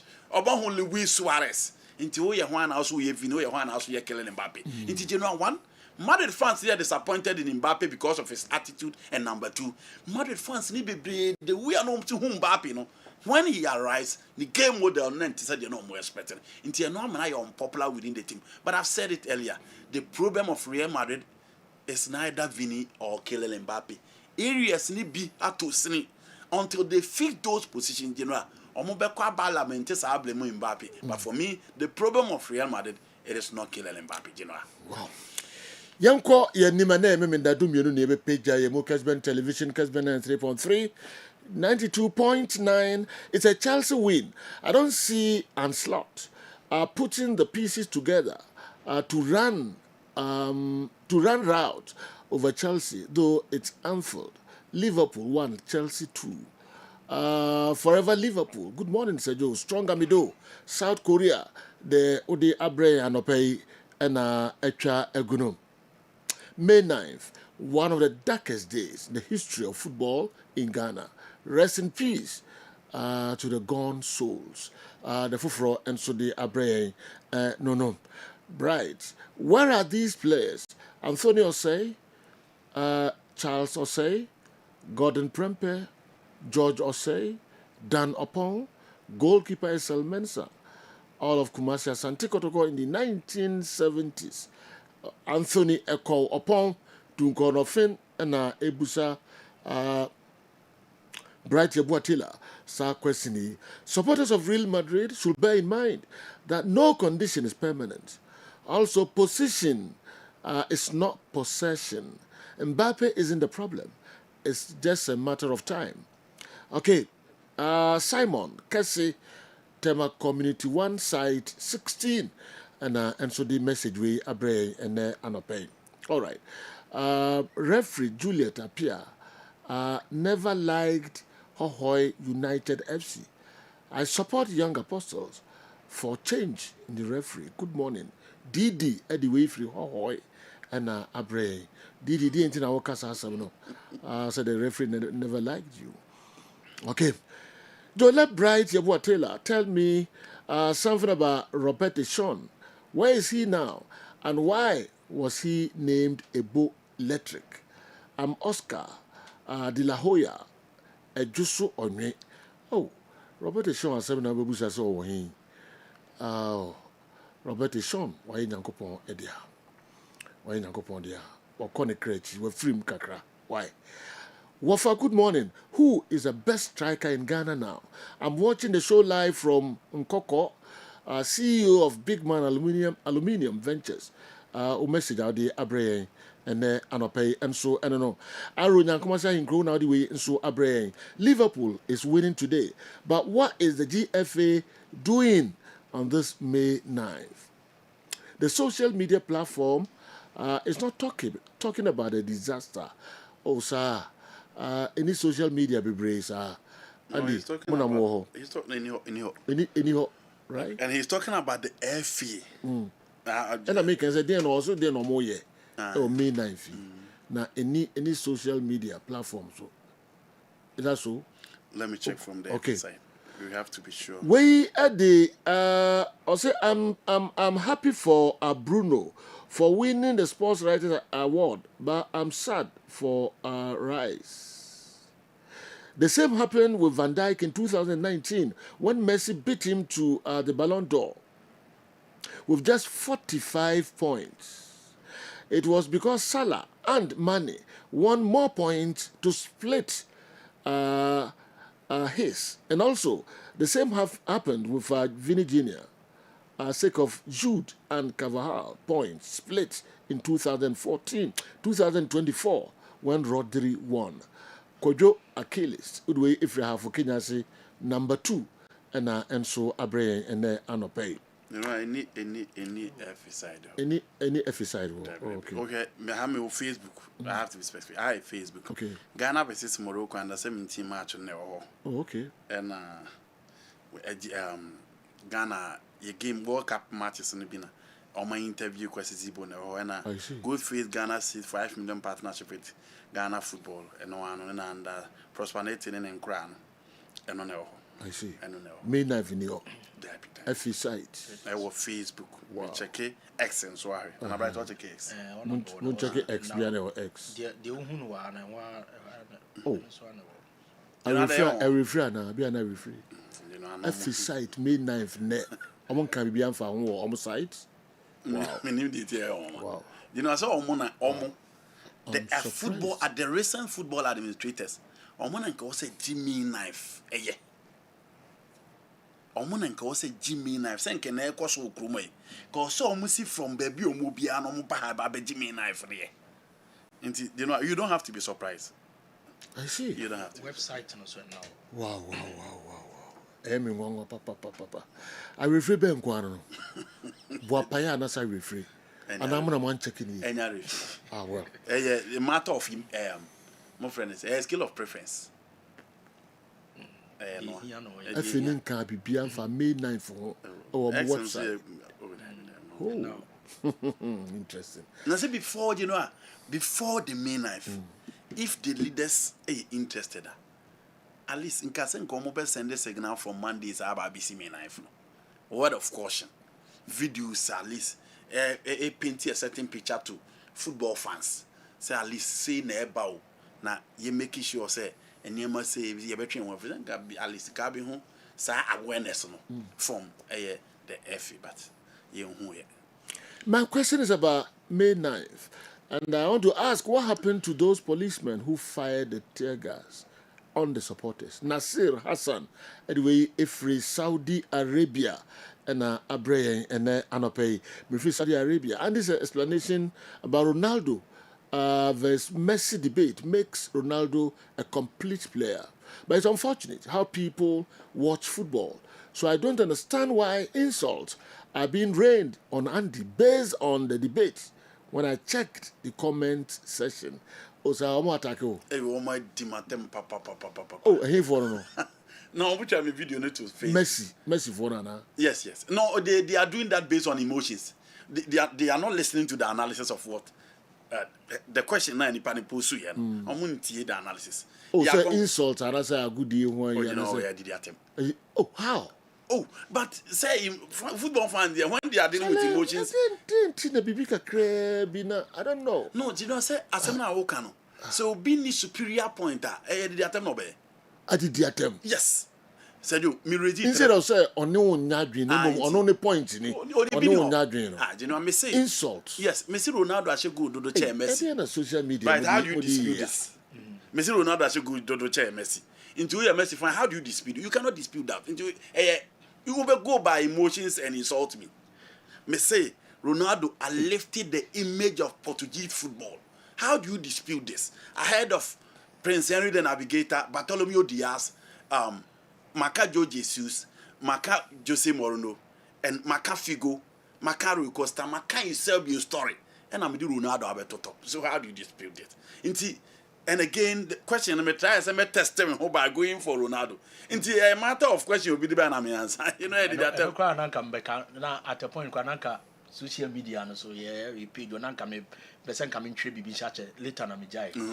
That question here say, a dear na, Obi Bejinaso, actually say Ronaldo the best player over Messi. Say, if you only by say, between Messi and Ronaldo, one best. If you can do quite a fast will be cheap. Now what justified way best.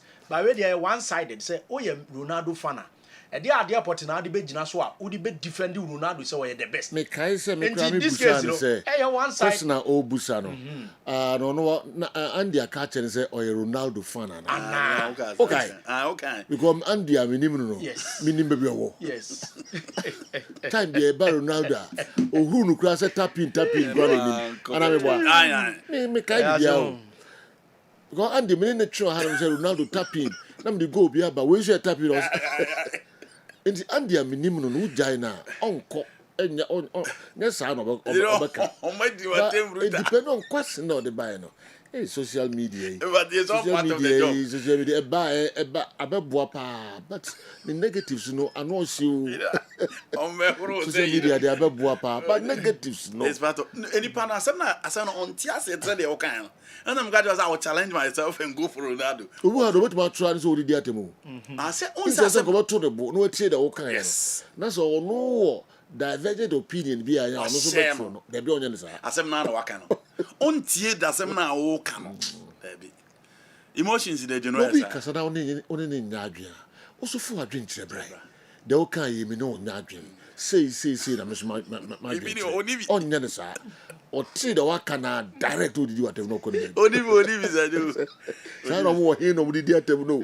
I don't want to say you know to community. You know, social media a community near Timo. Montrawe. Montrawe. Right, go where by say. Go where now ya. Won tiem fitiase no move how and start. Oh my Obona to open a chance we did not chance and then one by all the okay. Montramo social media. To be an giant, I'm saying no, I am okay. All right. Yan twaso na ye betwaso dia May 9th ne beka ye ho kakrankra enu ntina no pay enyina na ya bo May 9th t-shirt kama pa nra so ye che more enso e wo form ha enya sam kitu akra make say flute no enso koso a ne ho nsem nyina no ye de ebebremo Kessben television enchemeko BYT ho amanfo busa no nra oka bebre die but Yebesa to us on the May 9th no the Hunsam Kakra and so Abreye. Please help me with this. Okay, with a later a baby question Ubusano. My uncle na yensan ko kai ho kakra May 9th. May 9th, Mr. Herbert Mensah din sempi atujade afa May 9th no ho. Yen kai ho kakra nsana ya be share other local stories no and so.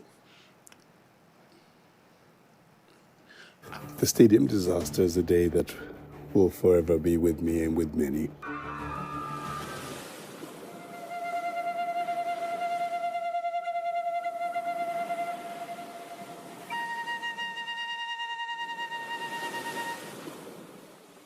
It's 10th of May, 2001. Everyone is filled with shock. 25 years ago, I went to the stadium with my daughter in a stadium full of family.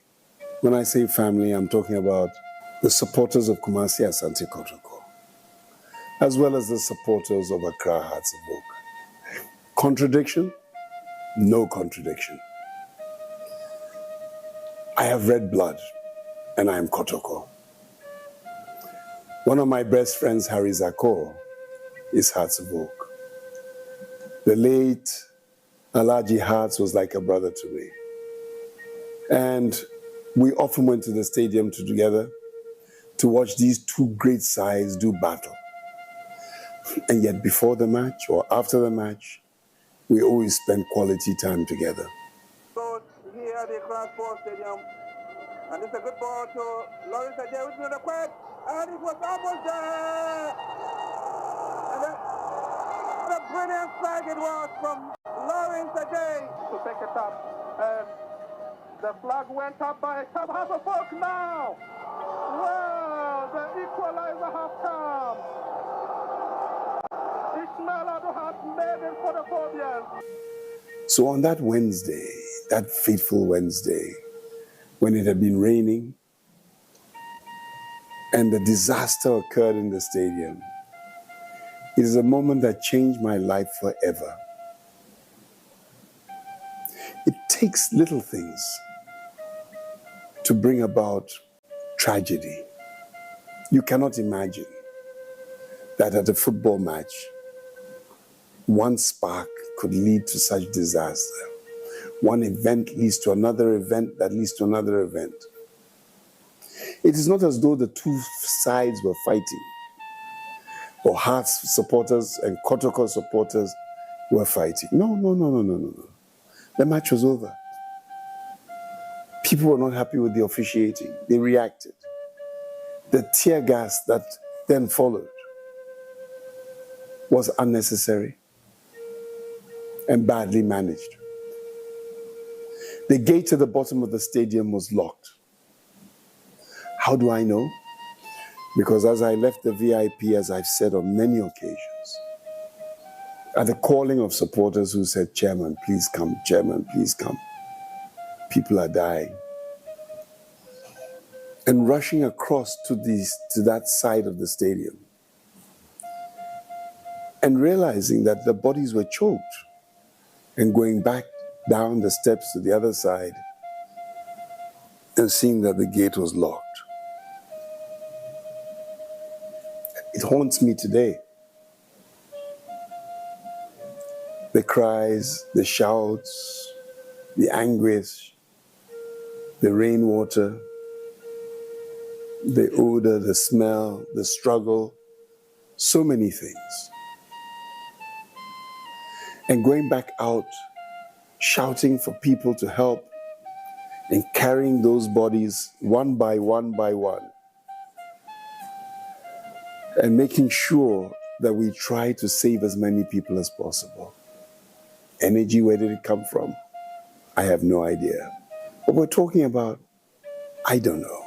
I was told up to 25, 30 bodies. People who had passed, people who were just injured and would say, "Chairman, leave us alone. We are fine, help other people." And then going with my younger brother, I called him my son, Komla Dumont, after the event to the stadium, to the 37 military hospital to see the bodies there and supporters on both sides. asking me whether I was okay. Who am I? It was about them. People let themselves down that day. From the people in authority to the security services who disappeared to those who started ripping the chairs to a whole range of people let us down. And since then, the names I will mention, yet again, stick in my mind. For 25 years, we've done this. We've made sure that people do not forget, even when they misbehave. And last year, we were with Pule's wife, who had been murdered at a football match. And we walked in solidarity. Others that we've helped, Rani, who's not been feeling well, with her son, who we are still close to, and others. It marks something truly, truly special. As an individual, it changed me. Don't let tragedy change you. Try and do the right thing and encourage others to do the right thing. For me, it made me realize how short life is, how important it is to love your neighbor, how important it is to do unto others as you want them to do to you, how important it is to reach out a hand and to help somebody who's in distress. It also made me realize that material things are not important. I stopped aspiring for more things, bigger houses, bigger cars. They're not important. It is humanity that is important. I was in Europe recently, and a man in a giant shop called Costco came running to me, telling me that I had been involved in keeping him alive. I was confused, and he started describing May 9th. May 9th will be with us forever. And as every year I reach out, 25 years, I reach out to the custodians of the game, that they can do better. It's not personal, it's not an attack on them. Our duty is to the citizenry, our duty is to the supporter. From the way and the rules that we put into place to manning stadiums, it is critical.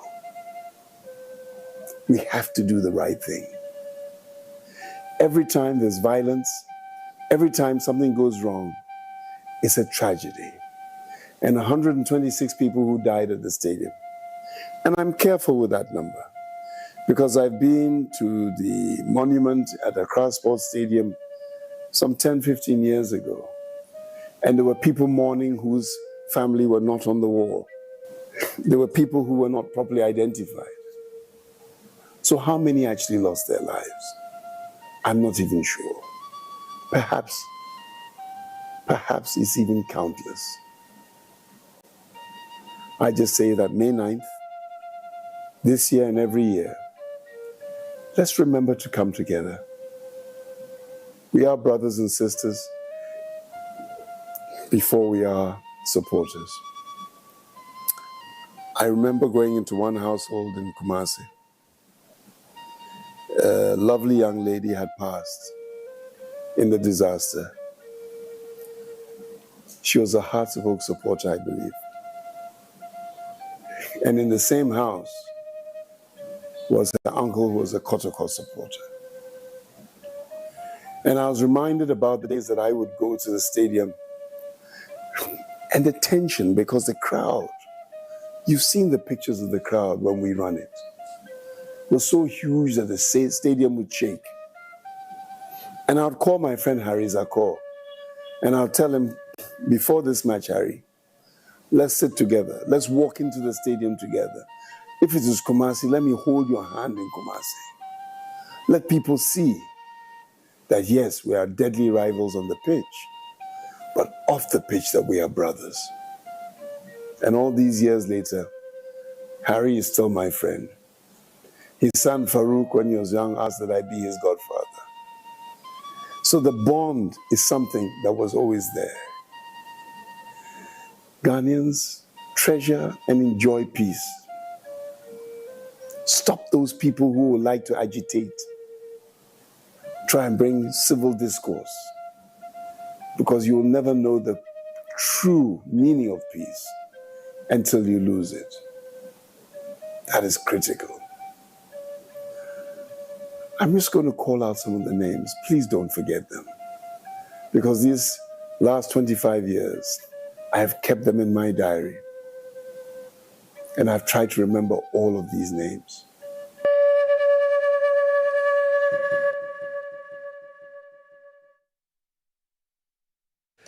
Okay, yeah, bra na fe ya baba twaso. Kessben television, Kessben 93.3, Kessben 92.9, May 9th. Na enye asem ketu akra enche besa TV fro na fe float na ekoso no so no de ekoso bia no hunsensem kakra ye de bremo. I'm so sad this morning. One, the mention of Roberta Shawn by one of the listeners. 2, May 9th, the day I lost a dear friend. Today, dear, nobody should try to advise me. Fifi and anyway, and so Abre Mrs. Ya. Today, dear, nobody should try to advise me. All right. Now, senior, one cataro. Minimum Bianca, you need Bianca. And I'm a baby. Senior, no one can say Saturday. Say me knife in you. And I won't care down for you. So while you're way you done. And while you're way you done. And then it's when it's a good rock a crowd. You said the bush of 4, the cuckoo bottle bear 4, ready. Normally as a saddle. And to the same good crowd and a 70 BC woman come on. Take the couple. Young way. It mean knife. What do you mean knife and I? Midina Chico baby, if raw, echo more. Yeah. And that's why I tell you. I'm a come Hey, Fifi. Yeah. If you want to say, if you want me, who and imbium, I remember me who cries with you. Good morning. It's unfortunate the calamitous disaster of May 9th befell Ghana football. It was bad. It happened to Ghana. So I remember after the incident, the then President John Ajekum Kufuor set up the Justice Sulek Badegbe Commission to unravel what led to that football incident or accident. In the recommendations of the commission, matches between the two antagonistic protagonists, Alaji Mama Salia, between the two antagonistic protagonists, Asante Kotoko and Hatofok, are not supposed to be played under floodlights. But some matches between the two have been played under floodlights. Has a white paper issued on the work of the commission been waived by a government afterwards relative to games under floodlights between the two teams, Alaji and Ediwe, and so Abreye and Anope. Okay. Mehe na fi dia kare nyina no ye de eno so who is the protagonist and the antagonist in our football now? Why you both? Yes. And the Ashim. Yes. Who is the protagonist and the antagonist in our football now? Yebeko BYT ho na wakaka kakra enro titi ho kakra bi che May 9th na obi busa ne kofa by the see and the players involved, score line, and the moons and some kakra, obit media to Jabia and Manakwai, na also de Atuja. What punishment did the policeman or policeman on duty received during the tragedy? I'm asking because on May 5th, Sunday, 4 days before the May 9th disaster, this same policeman did the same thing as in Koko during the Okowu vs. Hatofo game. And they fired multiple tear gas on us, which I was at the park. Thankfully, to someone who provided me with water to wash my face, may be victims. I may have been a victim of this tragedy. Seth and Ediwe and so Abre. BYT. You know. Yenhwem kakra man for the ban pa. You know. Yenhwem kakra. Now the tiani say na I was League matches no ye bono after week 3 no na say you see a kind 5th May 6th May na Ghana start am na Fredo Samjudu and the Black Stars amano nti na ye ne Sierra Leone kwa akọbọ AFCON World Cup qualifiers nti proud to 2002 World Cup no Japan Korea nti we selection na ha to folk kura James Nano enya selection no Joe Ansa Ekobi Steven Tete Dankwe has nya almost 6 players in the world national team camp omo when akotoko so Gordon Ablode and so join nti James Nano Jacob Nate the lives of Jatete ya mankwamreku omo nyina no ne Dankwe Steven Tete enya ya yekoye but yekobo 1-1 kwam ayu na share ye de no na omo so Mamadou Ban eteka nti 1-1 ene baye nti ene ye postpone week 4 matches and also Baso Sunday no Tiamo League nti neda a friend say ukuada so ene mpanfo ye say yemfa league matches nhyɛ so nti say ye chance ye di ka no ɛda benada anopa ene beto dwa say referee ani dia de Atifu ene be di sa game no ene ko ba Monday anwumre ene akotokofo se omo nte ase ha so wadidi omo matches bi ankoyi to omo nte ase nti later ena omo de referee Atifu to nchen ena omo pow 3 referees ese omo be yimu ba kwa bedi nti na 2 from Cape Coast referee Samuel Ese Walker referee Joseph McCarthy omo mienu free Cape ena Jacob Osese enso efree second takrade nti sa base referee Western region Central region mienu wan na ebedi nti omo deliberate wo ho a nti final day Benada nwumre ena beto dwa se referee ni dia de Jacob Osese ena be center for the game na 2 Atta brothers omo free Cape Coast from say FB Atta any MD Atta line 1 line 2 na 4th referee na referee friend say Johnson Yeboa nti sa ekukudam nanwi ene mpanifo power omo say omo nko nkan na omo konkodi nti anopa no ena referees ni nyina ko Accra isansa na match no anwumre 5:30 nti no pre-match no na wia instead of anopa no nti referees ni nyina no including referee no odi etimu anopa isansa late appointment ene bae nti omo koye ema bibia timi tutodwa ema bibia koso nti time no so ye no before sa game no na general other league games so koso nti Venus bebre so matches tutodwa eno so fixtures ba so week 4 no na proud to say week 4 no na has about 1 game pe unza na has ebo Africa eno players ni bi so Black Stars more nti has versus Liberty has RTU they are outstanding matches nti obi abo miensa ba na has about 1 pe that was Obuasi game on be share as good week 3 April 29 Obuasi Linkley Sports Stadium it was Ishmael Ado NHS Agun na kotokoso so abo miensa obo first match Tamale against RTU 1-1 ena kotoko be fie eba boy kotoko go face at that time Nana Frempong ena week 3 no kotoko that was Obuasi na week 3 Kumase kotoko she obofa kwata no 3-0 proud to say match no tie ko sa game na kotoko was 7 points must be was 7 points omu nyina no ne kotoko presoro nti yewura mu boy nemom before na bofo kwata na obekumase abelusu nti wo hostu Olympics wo Sunyan Coronation Park abofo she Olympics 3-1 ena Kingfisher aso etena fiese ebrekuma asena 2-1 wo Kumase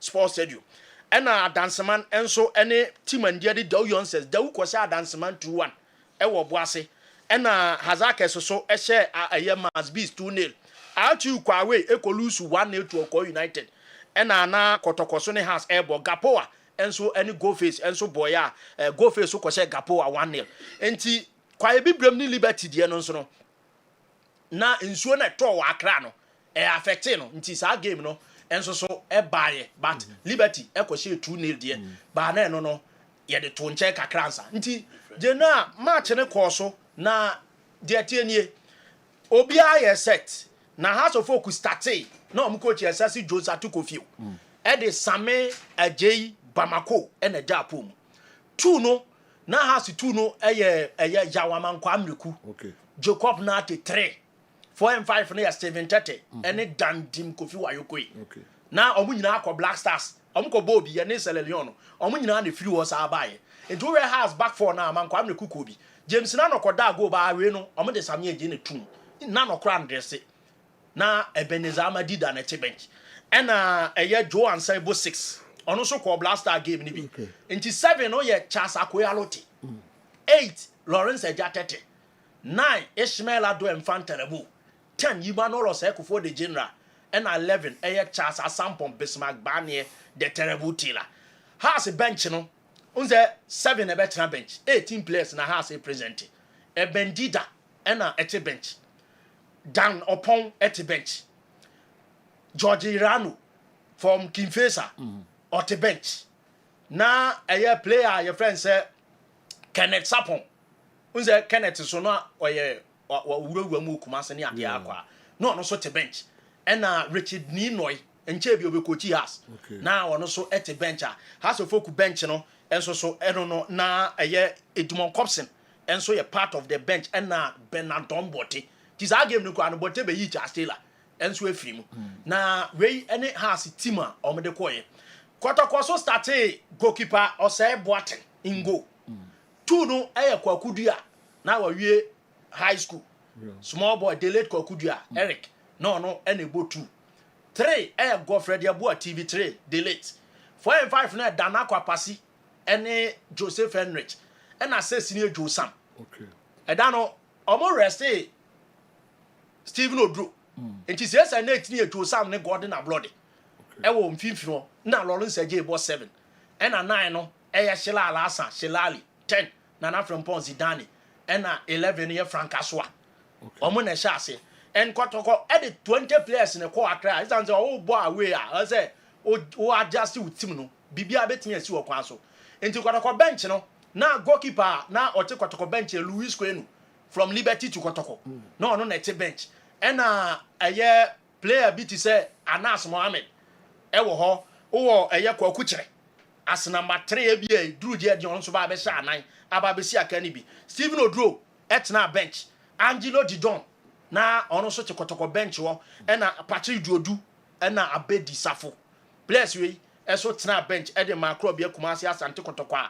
na Joe Ochre enso Andresse enso ewo ho wone Fuseni Adams no omo ye 2 players 20 no omo ka ho but no omo so wo ho bia omo nyina akoya Medendorf enso ekochi enti Kotoko Hans Medendorf na has ye Cecil Jones Atukofiu na afi so Hariza Ko chairman for us or brage obenya 3 points no na afi so no Herbert Mensah enso ye Kotoko enso chairman omo ade awuram nti game ni shase a first half obi anhye bi second half ye baya within 15 minutes time and Kotoko there was a cross France for and a Porsche net na sesa nti goalkeeper ni dia de Samia J na say ball no atra line satan kwana na from Paul cross wo duru odada and a ball no share and na di goal ni ma Lawrence Ejay 60th minute so yeah bona na has esunya equalizer no 77th minute through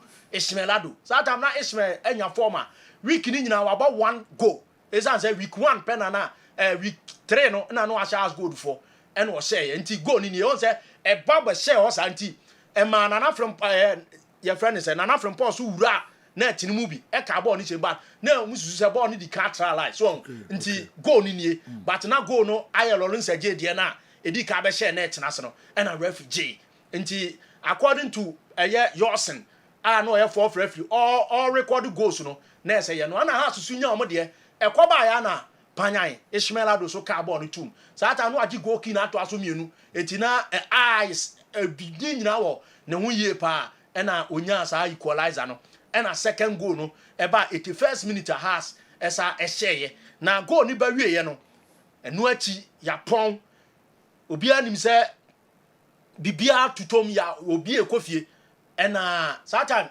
BBC GBC commentary tele Joe Tete Kofi oni ni Lante Van der Poel na net so until there was a report to be ma here from and almost say this is the situation after the game obi atia amanfo ededa ho ye di bi ko hospitals ni ade a almost to say eye ball na pinche si enti so kaya nima boys bi ama omo akizu omo ma empo omo che iti mensa ekra call nima police station say okay omo bi no omo inside supporters ni bi ni ade eno de ye adam matesa na eno so eba ya ba general ya wo ha na ye te say recordings no say na etie 37 military hospital 102 ewu death toll no na me brobo so no ena yenya bi so from Ridge Hospital eno so yesi nipa 13 3702 no according to director of health or brigadier Sertwum ena ma sa figures we ena Ridge Hospital nipa 13 enso ahwere omo police hospital nipa 6 ena wu ho Kwalebu teaching hospital nipa miensa ena wu ho Trust hospital 1 ena la polyclinic so ye record 1 death combined 126 ena omo efrimu na general police fo a obidi message ba ya na ye di omo o ka omo asem no police fo na omo ye in charge ye de kwadu bo omo a after 2 years July 2003 ye free omo say omo ni ade bia omo o say ye do omo tum ye prosecute omo ana say omo set up 3 member jury committee say omo enhwehwem nti after mfiemienu achi ni July 2003 eni ye jai sa police for we na John Asare Nami Edward Fachekumi Francis Ayite Ayi Frank Awu Benjamin B Bakomora ena ono assistant superintendent ena chief superintendent no ye on duty no eso ye quarantine minta sa police fo nsia we ena ye bo omo kwadu on the day enti commission no so yete 5 member Sam Okujato Awuku former president Ghana Bar Association ena na head Professor Kefosu Ama enso ye director of the special branch ena ye war Professor Ajiman Bedu Akosa president of the Ghana Medical Association at that time Professor Ekuya Konyahia dean of the faculty of law University of Ghana Liga and a veteran journalist Ken Bediako mpanifo no we ene ye de sha omo nsa omo hwehwe mu a general e ba ye se eni kwa asa house ne kotoko e bo match and afra light bi mu a say ye busu no eni 25 years kura sesi ani wo 25 na ye busa amra no so a omo say omo timi bo e man yeyi na mom de ba ye in 2001 a ye mpese bi besi biem e wo Ghana football mu no e ye say sa case na esi ye na na sa death toll na esi ye 126 no na wiase nyina no aba beto so mienu esan say we Peru versus Argentina Olympic game qualifies 64 a ba ya enipa 328 ehwe omo nkwa na ebinsi a numbers no more than 100 except Ghana yenya early disaster eso a na ye Soweto derby eno so Kaizer Chiefs mo de yenya death toll na ye 80 combat endru 100 nti yade ne ba be ye ade a na ehu ba wonim proud to say match we no na ye bo week 3 Ghana league no na early disaster no so asi okay by 11th April nti ye bo league na no some month no and 1 month general say 11th April to 11th May na ka be 1 month by 11th April to 9th May less than a month to cry 30 days and 28 days and Ghana so record wo mo de nti Africa ye nya ni ye South Africa nya wo mo de early disaster Elk Park disaster and Accra Sports Stadium so de and so e ba ye na tie ba ko a ehu ni say since our game no enya de akotoko ne ase aka won kran a ba kwa hye first goal league a ba kwa te ahye da na nse na akotoko ko a Accra President Cup has share first goal akotoko te share 2-1 na no kwa din say two teams ne bo a ba ko hye first goal a obelusu sa game no 2001 to date o on kran na akotoko ne has ball league na akotoko hye first goal and a has share first goal at least team club be call with a point and a 3 maximum points in na enti 2001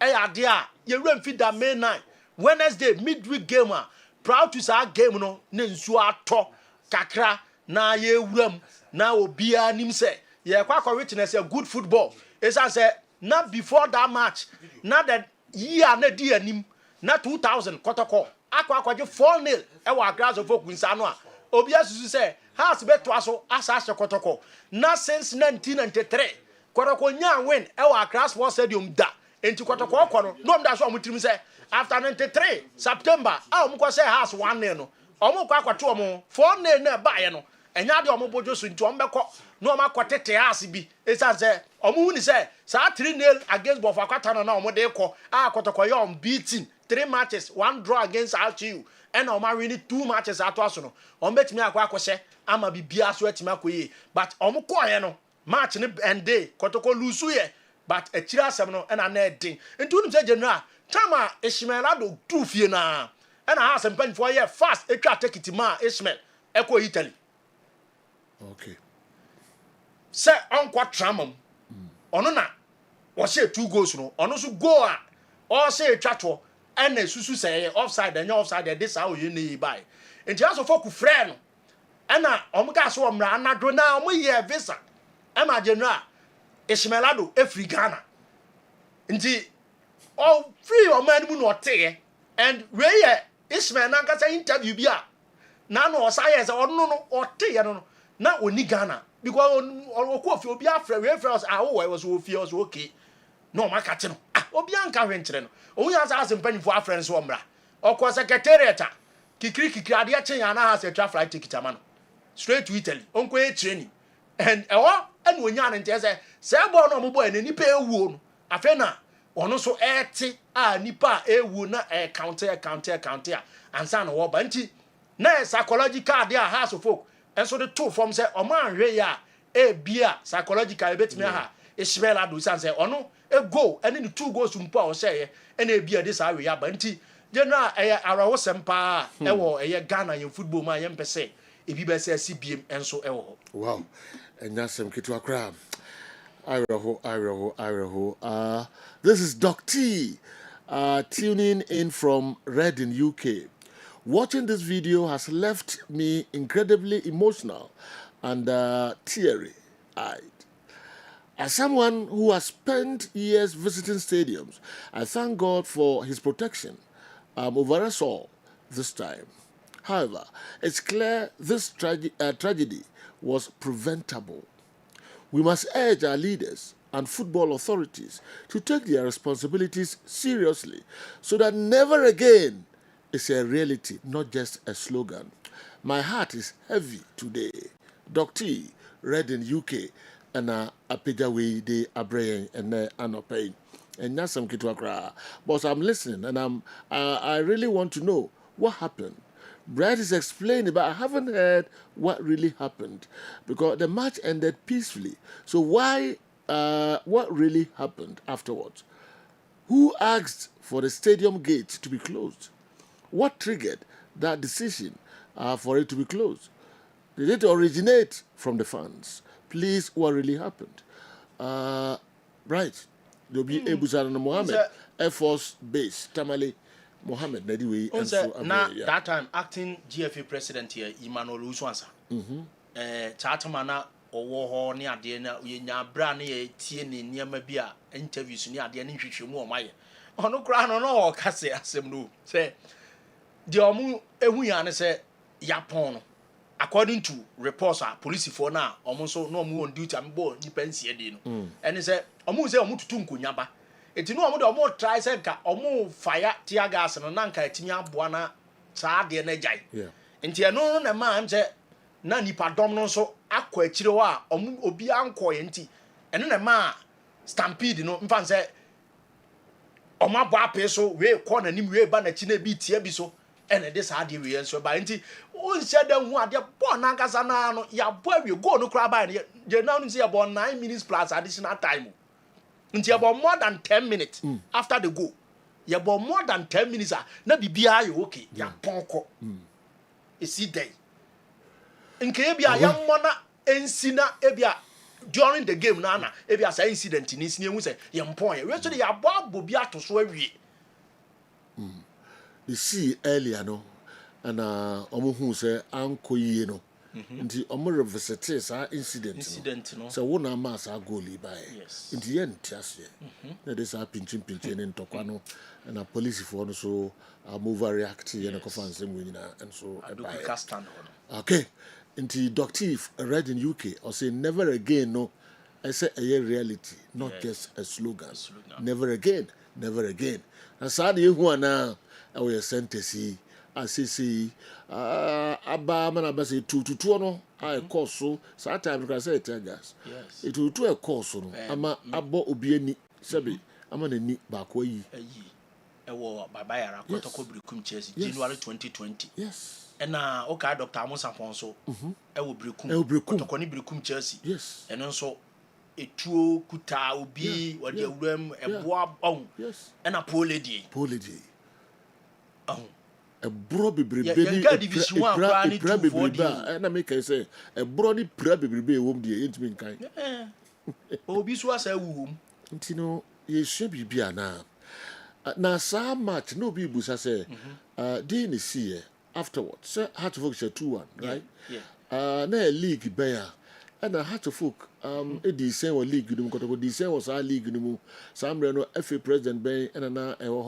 na minister for youth and sports no why football clubs no chairman din man hu we no na ko the same league no samre no ko ball na ko da sen house da sen na challenge be koso ana je no aye ko na kotoko na da first 7 points one is must be seen okay na must be enya form pa am say o so buy no 2001 2001 o mo ne kapo about draw okay and now o second game o mo share ko United 1 into o third game no so no must be share kwa bibrim so 1 ti no so 7 points league table week 3 2001 am dey week 3 nti na kotoko 7 points must be 7 points the first and second no must be about draw ba kwa mienu wakwa awe akosho okwo wabafie washo okwa bibrim okwa awe okobo draw against Gapoa na kotokoso abo draw 1-1 watamale against RTU if you wanna yi RTU free work obo gabi no na osa baaye na wabahye ni wo match washa as good wo eso ho na washa bofa kwata no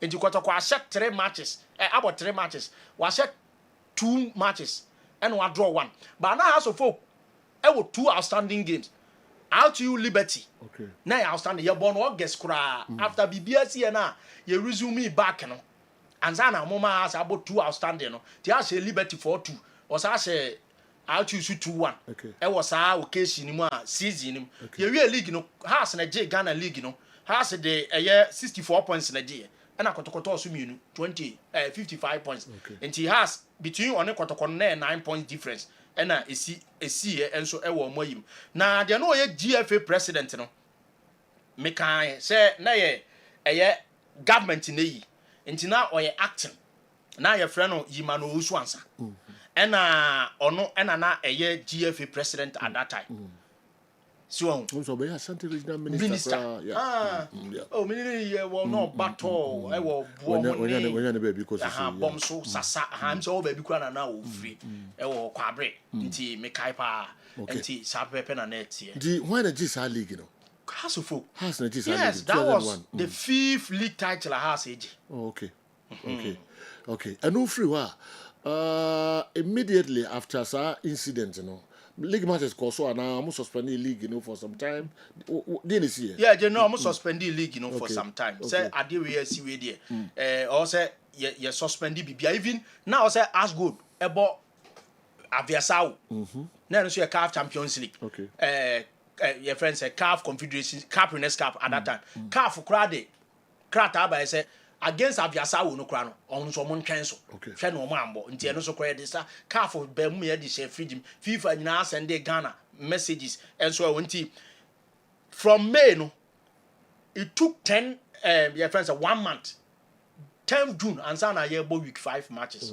nti ye nya 1 month break nti ye resume no na kotoko bo Gapoa e Kumase na haso folk nso e wo eye ni game a ono so ene bofa kwata no bo wa Accra ba na no eye 1 month later ene ye sha league na se e sa bo ba ya na no so e koso nti na ya rehosema esi nti na o se ye twentwen ye league no so kakra okay what's the significance of commemorating May 9th if the managers of our game have shown absolutely no appetite in taking bold and brutal steps in curbing violence in the game. It's all because these same football people, who are all club owners, are direct beneficiaries of violence and pandemonium. Wow. Owusu bempa and anyway, and so Abba. I said no emu eduye papa. You know sports minister on say Malam Isa. Asemba ya okaya blaster sika 70. Malam Isa. Aha, ntina omo de na to nchen kakra on go awo court to sem ne ade. Nti na omo de Imanu usu ansa be acting. Okay. Cheche na omo de papa usu ankama. Okay. E ba as sports minister. But me na that time ne de na do ye sports minister no ye acting. Okay. And ye Imanu usu ansa. When na Malam Isa eso so mpanifo edena gina sindibia se sikasem blasters sembi eni sudan ne ade bi afefa fa ba bi kakra nti umeyi ne ho ano. Wow. Okay, nti nchechemu kakra ewo ho na abranti BYT and so they abre you know. All right. But you beko na fe main knife nchechemu ya na nsensema ekoso yi enkran de omakole reef bi ewo eye Accra Sports Stadium na mpanifo kakra enso eho yebeko na ko hede course pa we NSA boche ya wampofankra ono na ede de akwakoto ho boko no the motion of Kessben television fi sansemi ekoso ewo Accra Sports Stadium Husebi papa enyasam ketu Accra Minister Kofi Adams and so ede bako ekokoto ho ni nyina no yede yenkakae amasa May 9th you say di we die afterwards 70 na chi na start we the day yede ekosi Accra Sports Stadium had to folk Kumasi Asante supporters and so hold the day Sansemi and so Kosubinim Sibit Minister Kofi Adams also Nirith now lay you know okay and no Amadia Yenti Kofi Adams in some of the Tudra of association they represent the Director General National Sports Authority, the General Secretary of the Ghana Football Association, the representatives of the two clubs, the manager of the trust fund that was established following this disaster,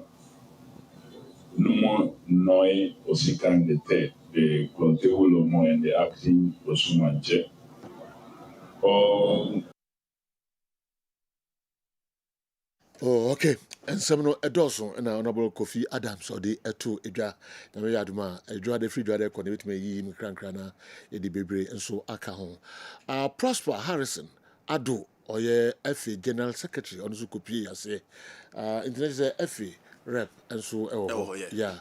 But na mo kan say social media because the buy no question or the buy no say ahwe ho a ohu bibia say FA no akoto bibia to Facebook and I say X bibia anyhow esa. All right, but FA rep lawyer Prosper Harrison Ado Sanso and a floaty koso Kumasi den pamto yenko enjoy videos kakra koso Kumasi mountain den the motion of Kessben television float no and also na koso was say kroma enya sem ketu akra na na ekoso ewo Kumasi mountain benfo ahodo pi na omoso ka ho asa floaty ekoso school for enkwada eka ho enwanyuma ahodo yeyi nipa kakra enso edi efri ho sanso na media eka ho penifo pi omnyina no eka ho ye rep ye Clinton oho the course bia no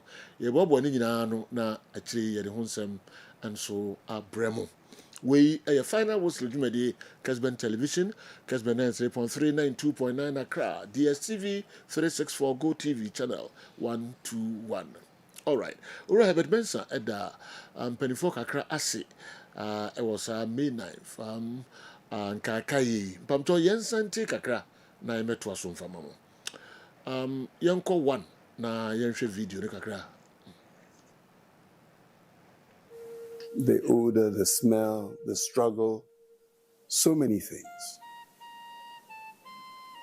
And going back out shouting for people to help, and carrying those bodies one by one, and making sure that we try to save as many people as possible. Energy, where did it come from? I have no idea. What we're talking about, I don't know. I was told up to 25, 30 bodies. People who had passed, people who were just injured and would say, Chairman, leave us alone. We are fine, help other people.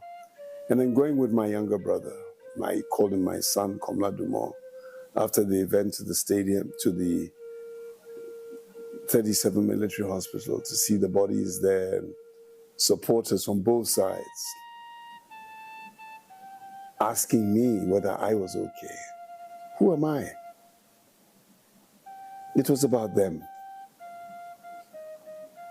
People let themselves down that day. From the people in authority to the security services who disappeared to those who started ripping the chairs to a whole range of people let us down. Worked with me from day one. And I always say King Edward is number one. But you can see this year that I'm with my friends and with my family, as I call them. The Erica, Marcos, and Chesters, and Sakuts, Rafatus, my extraordinary wife. Beyond that, there are many, many other people. I came into Kumasi and some of the people who help every year stood up strong and said, we want to get involved. From all the media houses, the radio houses, the ones in Accra, the ones in Kumasi. Then there are those people in business. My extraordinary brother, Haitham Fakri of Interplus. Every year, this year I called him barely 2 days ago, a few days ago. He wouldn't even let me speak before he turned around and said, May 9th, Herbert, we're ready for you. And you've seen all the beautiful T-shirts and caps and contributions to make it work. And I say, Haitham, thank you. Even the guys at Melcom, Ramesh and Mahesh, we've been able to get some products from them at the same time. And I say thank you as well to them in that capacity as well. But beyond that, we also have a number of people who have stood tall for us. You know, Kivo, Shailesh, and his team, massive support. I say thank you. My big brother, Mauro Komatsi, speaking to his nephew, Di Simone, the massive low loader that we got to go through town. I say thank you again for the support from his side. Others, I've left the biggest perhaps the last in this occasion. There's a special friend I have, his name is YC. He's the owner of Sunda. The Sunda Group produce all kinds of products. And we marched in Kumasi with his foundation, of which I'm the secretary to that foundation. And the Shenyang and Senyue Foundation, we have been helping children with hole in the heart. Over 100 children in the last 15 months, surgically operated at Kolebu, and they're here with us. Their contribution with the T-shirts financially has been massive, absolutely massive.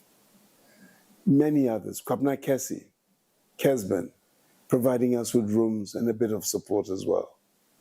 We are always at Royal Park Hotel who give us support as well. And there'll be others who will be flooding in long after I finish making this video. And I say, thank you to everybody. But most importantly, join me on this campaign. Say no to violence. Say yes to unity. Say yes because we love our children and we understand that their future depends on our behavior today.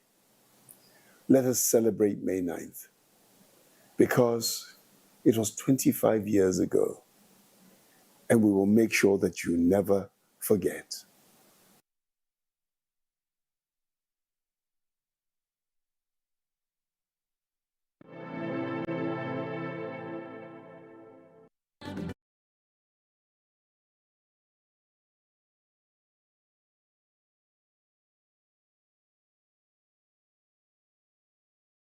League matches nso ɛwɔ hɔ a ne nyinaa no yɛbɛba na yɛabɛtie nso kakra matches no ano asie papa mo pe Liga age na omo enso no relegation bitimi aka omo e ba be hwe referees on be handle some matches na fi possible outcomes ni nyina no ye de honsem be bremo ya fa messages no kakra ye dim say your videos kakra enso ho but meba na fi ma be fa be between 5-7 calls ni nyina no nka be pese ge be fa May 9 fi ho na ye de akaka ho kakra na fi afuto bi a wo bi a ye de be ma ye ho as supporters at Taiko Stadium, a matches no na and also with me at the ama. Pamtomit for 5 and 6-7 calls. And send them videos now, Mudiaba, and Abetika cra, na fi abe and matches no. 0551 444 933 0551 444 933 Monfa Salani na Monfrey and Sisia. Hello, good morning. Good morning, Big Joe. Number 27 I'm out of Monso. Within the original Pauli, Masuko Nasi. Big Joe, the bomb about so and I said 2 days in a off. The light is the high or half pop on the head, say, more see a and so radio in Tiana, ATM. Big Joe must look a cram person, I can say. A main life when I see na me did say Ghana for Indian BBM film. If you say May knife win and a Kotoko spot a stadium and a cofa women nearby and guess Ghana is maybe be film. But 25 years in here, South African and my own first born. And me did say a do May knife say na I say ayaka ayane yakakai. Na mean tramla Kotoko kakra, your best rempany for another Roma where you woman. I fear you could see me. Yesterday, one idiom. Omfane mapa engukwam mai. Nisi a Big Joe uba mazuko na sea. Mere kotoko sport apa dodo na ubia kotoko boma te krab na mfofo mu ubia do bisa ngwe kose. Ene na nse ne ekoyi. O muhumi anu mo se. Okay. I was him. Yamfa NC ha na memfa foforo enso. Okay. Mami hwe we se mensa be kan wo ha. Hello, good morning. Good morning. Good morning, sir. But one abe. The only soccer na naba to kwa manga si fesa zuhuru yisa. Yetio kasai. Good afternoon. Sego. Eke Dona Sabibi. Asha heba che na di hesa ko. Sego ya 2001 atu fi ni oya roho. Ghana police fo wa ye ko izuma ye kra. Mfano fa hama fo bo se wona to do ke. Police fo wa ye ko izuma ye. That what to get to me. That is the point of the woman. What happened? When you find them, you say, what to say that? That is also up to date. No one to go. Oh, in the first one, I heard you kind of foreign general. That's when I want to say that I'm kind of missing by me. No, and what I'm going to find out. Every time before I'm moving to the fight at home. Like a Muslim woman, like a Muslim. Police who were my 1 year. Like a Muslim woman now, the no more Ghana. Okay. Yami Ombo Ghana. Na and so I don't know. My family and some family no na me and sanka hona fi. Yanko se benya videos kakra na me day then amode e buy e ti kakra answer the very league matches no. Hello, good morning. Good morning. Johanna Bay. What to say? Me adom o radio no man nko from kra. Muhammad Gaddafi, the Kastafili Manson Pascal. What to say? Me adom ye ho ye pa yetio kasa. Bako. And I have to follow up ban no omo we da ban omo topple in my. What's it there? Has for ban now omo ban omo no. The ban omo we da omo topple in my. Be me see May 9th no sem na monka at least. E no ba na nka da we be to aso kakra bia. Why? The Mr. we dey May 9th intina me be lines no. 0551444933.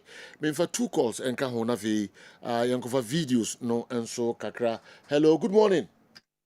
Hello, good morning. Ajon wana be. Me dey John me kasa free tetima. Okay, yetio pa. So There's a massive pioneer of my power.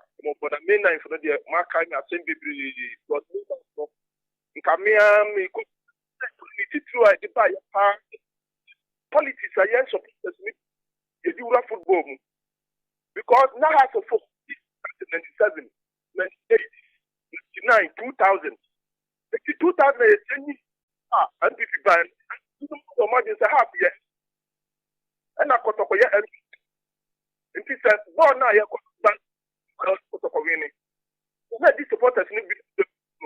Yeah, Papa said, in here, not to say, after yet, the brave supporters say, football and your politics in football. I'm yes for you. Yes, supporters, yes, did there be a support? I know how football is playing. Yes, you have a dashy pa. All right, but for last caller, Nafi Yamato Uncle Train also our studio. We a final was Limpanto do me and Yadibia Eba Area. Mammy Picky way. Hello, good morning. Hello, good morning. I don't want to be. The Pastor from President Chairman Kasaki, so some of the baby 9%. Come in 9%. But 9% in the bed they come home. I'll say.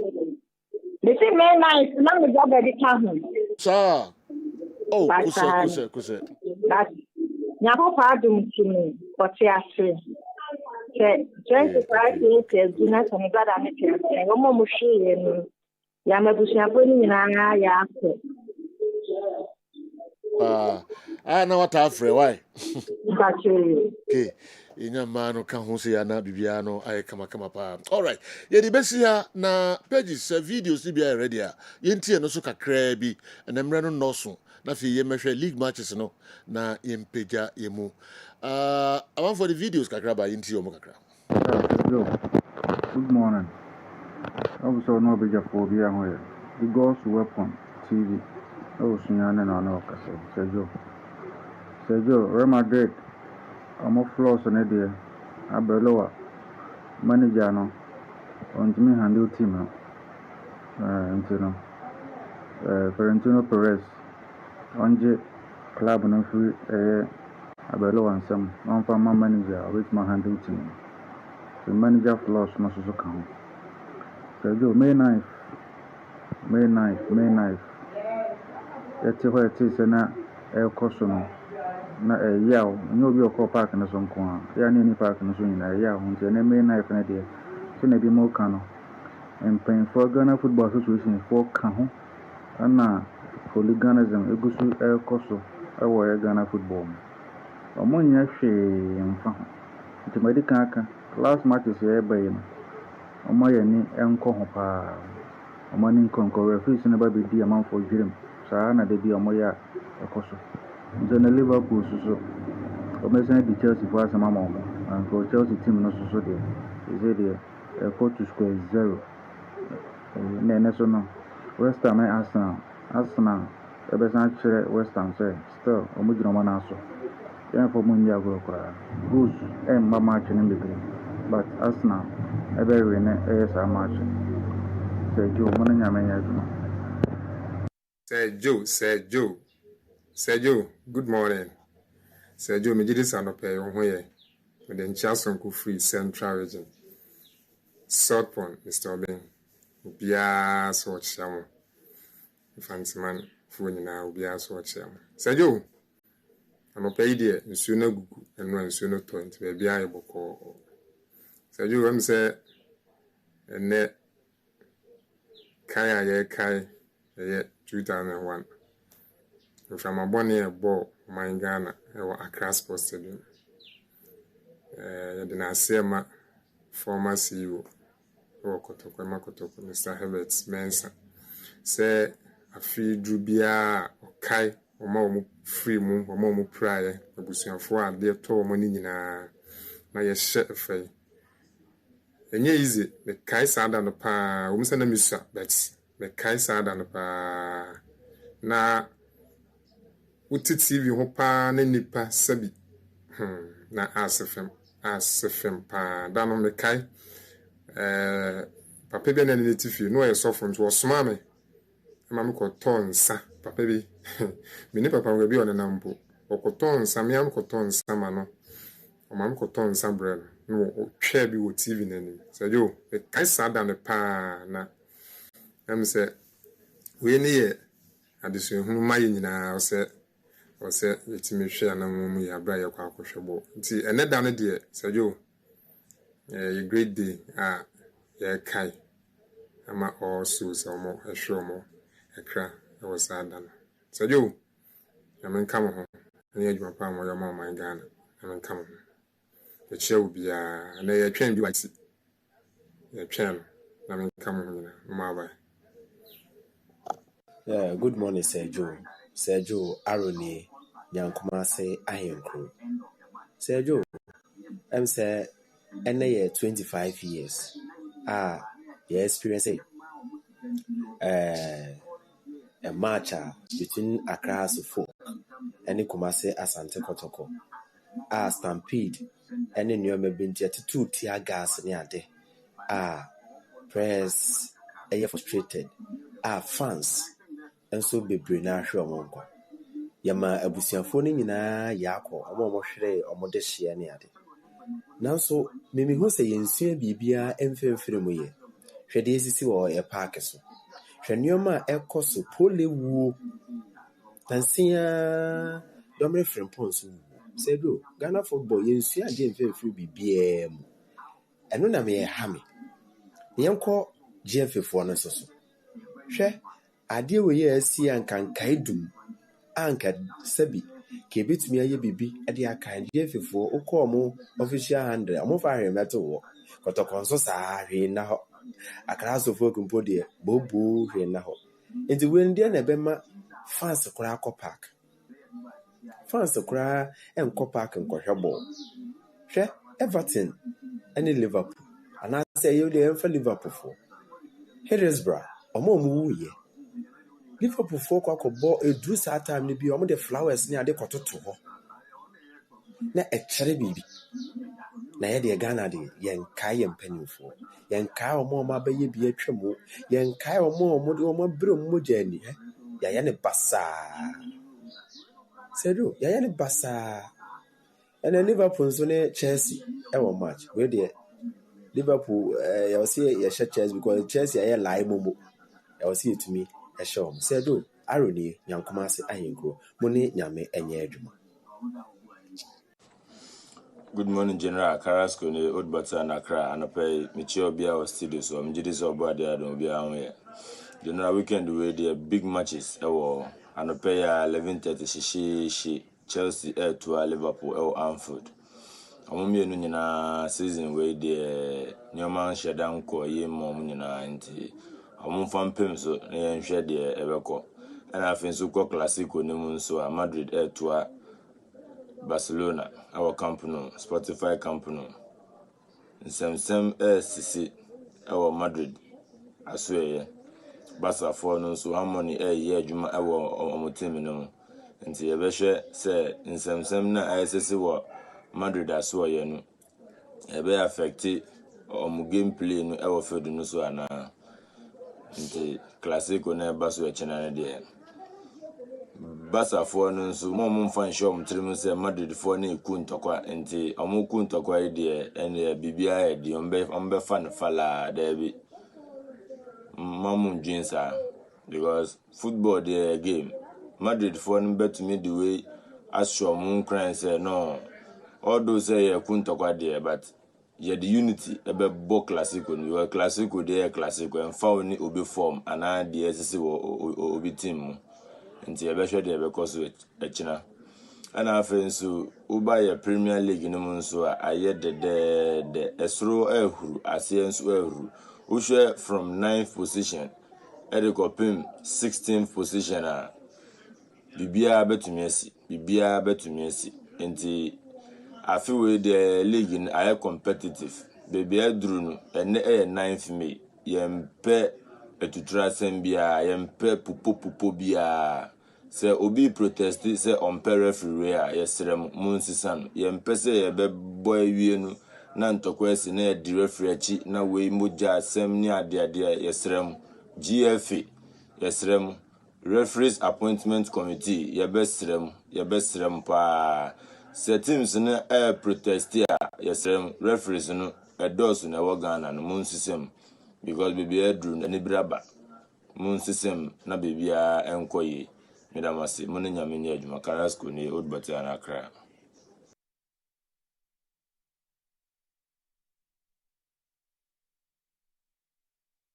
Okay, yeah, but na ya de dia kano aba betom so akasi ma be dunum pepe na dumienu abo na ye peja ye mu ene nyame yad ma weekend di matches a ho no ye nhwe kakra bie na ye mfa ensore eshi papa no shi Swedro All Blacks omo eni Bechem United nyame yad ma ochina na match no eba so nemom ene okay e was Swedro stadium honom Vision FC enso betwen Karela Heart of Lions and his Samatex and a debate title. Kumasi Asante Kotoko 11 Wonders. Basake Holy Stars. Omo any Mediema names in the RPFS on na Ebo Home. Young Apostles. Omo any Nations FC. Brekum Chelsea. Ever try Dreams ewo Brekum. And a Gold Stars. And so any Hohoi United. But Gold Stars. Ebinya 3 points. Heart of Oak any Adriana. And a debate title ewa Accra Sports Stadium. League table no emeje din kan ahwe kakra Andy any be what ye matches yi kakra na fe yentu apo a lot of teams now move home clearly who say almost started as favorite in most of the games now just scale those so move team abon but one game is so crucial this weekend Basake Holy Star versus Mediema so you say Mediema person omo League na we game is so crucial for them. Oyeko Johnson Smith, you know, I say Okoye Juma no ye na oma sa grounds no are difficult for some clubs. Again, you who made them so against Chelsea. Uncle Yan Farmo. But if they really want to win the Premier League, this is another test game for them. And you know, games in the do say away games in the games are also depending so much to survive and make sure so obey cement to opposition. Gold Stars any match be able because on against Sohoy. After 3 o'clock they will be giving 3 points, 3 goals. It is a medium man to me and when a Gold Stars to be back to the top. And you know, and it'll be very difficult for a Mediama to come back. So it's a must win for Mediama. And Medika say Ajuma Prince Treboamu and the likes of Yakubu Mobo a hono a difficult says you over question. But with the quality of Mediama and the motivation or would you run that game, no? You know, at least I'm seeing Mediama say at least or maybe me a pick a point from that particular game. And Kedriana Stars of folk in Accra. Said you way a gamer. Can we see a Tihun baby? But again, it has turned out to be a normal game. But you know, a top lineup for the weekend. Into when you game and can say a game that Kayente Hohe has to folk unti any promotion from the camp of House of Folk, unti any interview from the camp of House of Folk, unti any player or coach. Say Okasa about the game. And you know this weekend, the weekend, the games were Europe. It is all person fans a bastard room, especially Kotoko Heart of Folk. Where games, there was some who did the fans, and it created awareness to the fans. Say, I'm moving to me about the stadium. But you know, I must stay quiet. I said, they must stay here. And then when I say games, no Coco have a corner, opponent teams in a banner, almost any. A coach is not penning for the same thing applies to the other coaches. Not you know also who fancy be a stadium. Adriana Stars paid the Omodiama throughout on home and you know more than 1 year and any, but clearly with the quality of more and you know we a game 2 teams are hard to folk yakasa or more like the firepower up front. But Mauli were you know, but a no man who didn't a bonting. Adriana Stars for team from the goalkeeping position. From Kofor, Seven Anochi Bedu, Edeba Besi, Bafada, Sana Sedu, remember Dumako Naoba, all these guys, Omudo Muba Sedu, omo quality omo kwa bonten omo nya good pitches omo team show it's a difficult game for Hearts of Oak and I'm expecting Adriana Storm being a point from this particular game. So do All Blacks against Bechem United. All Blacks last game no 5 goals and you know and they know some last 2 games near 2 games away. Their last game will be against Kotoko in Kumase. Difficult game for them. It's playing at home near game. Obi expected say also team ye BB and Rodolph scored 2 goals in the last game no boy no. And in a way 2 games it will be difficult. Into go key race no anything I consider for the players at the World Cup no or not being a young player no. So I consider these are games and also name no should be on the score sheet. So I'm expecting Sweden All Blacks on to be winning that particular game. Kotoko and so bow home said you Kotoko are quiet until same baby. You know, I was saying, no promotion from anybody. On Terre. No, you are saying about or a team on match. And I'm a boy. Okay. Into your uncle for me, they don't have to stay quiet. By 11 wonders, did you know? I want to believe, say, Coach Hams are in Rantiano. 3 games, I want to win it. This is the right time to beat 11 wonders to show to the fans. Bright was it? Now, no more catchers on Bezo Morin and I am in ye. Yem pest stories be a teacher. Because said you, 11 wonders were born till the Omaha dinner so. Until this is the right time, will be a expression on Peso Channel or Mobitimi. So we are expecting them to win against 11 wonders. You know, we against our person. All right. Listen now, the buy say as I think of Hearts of Oak, you know, who's over Pusto, a few hours ago, I'm supposed to be pages are ready. 5 hours ago. Okay. Hearts here 1 hour ago. Okay.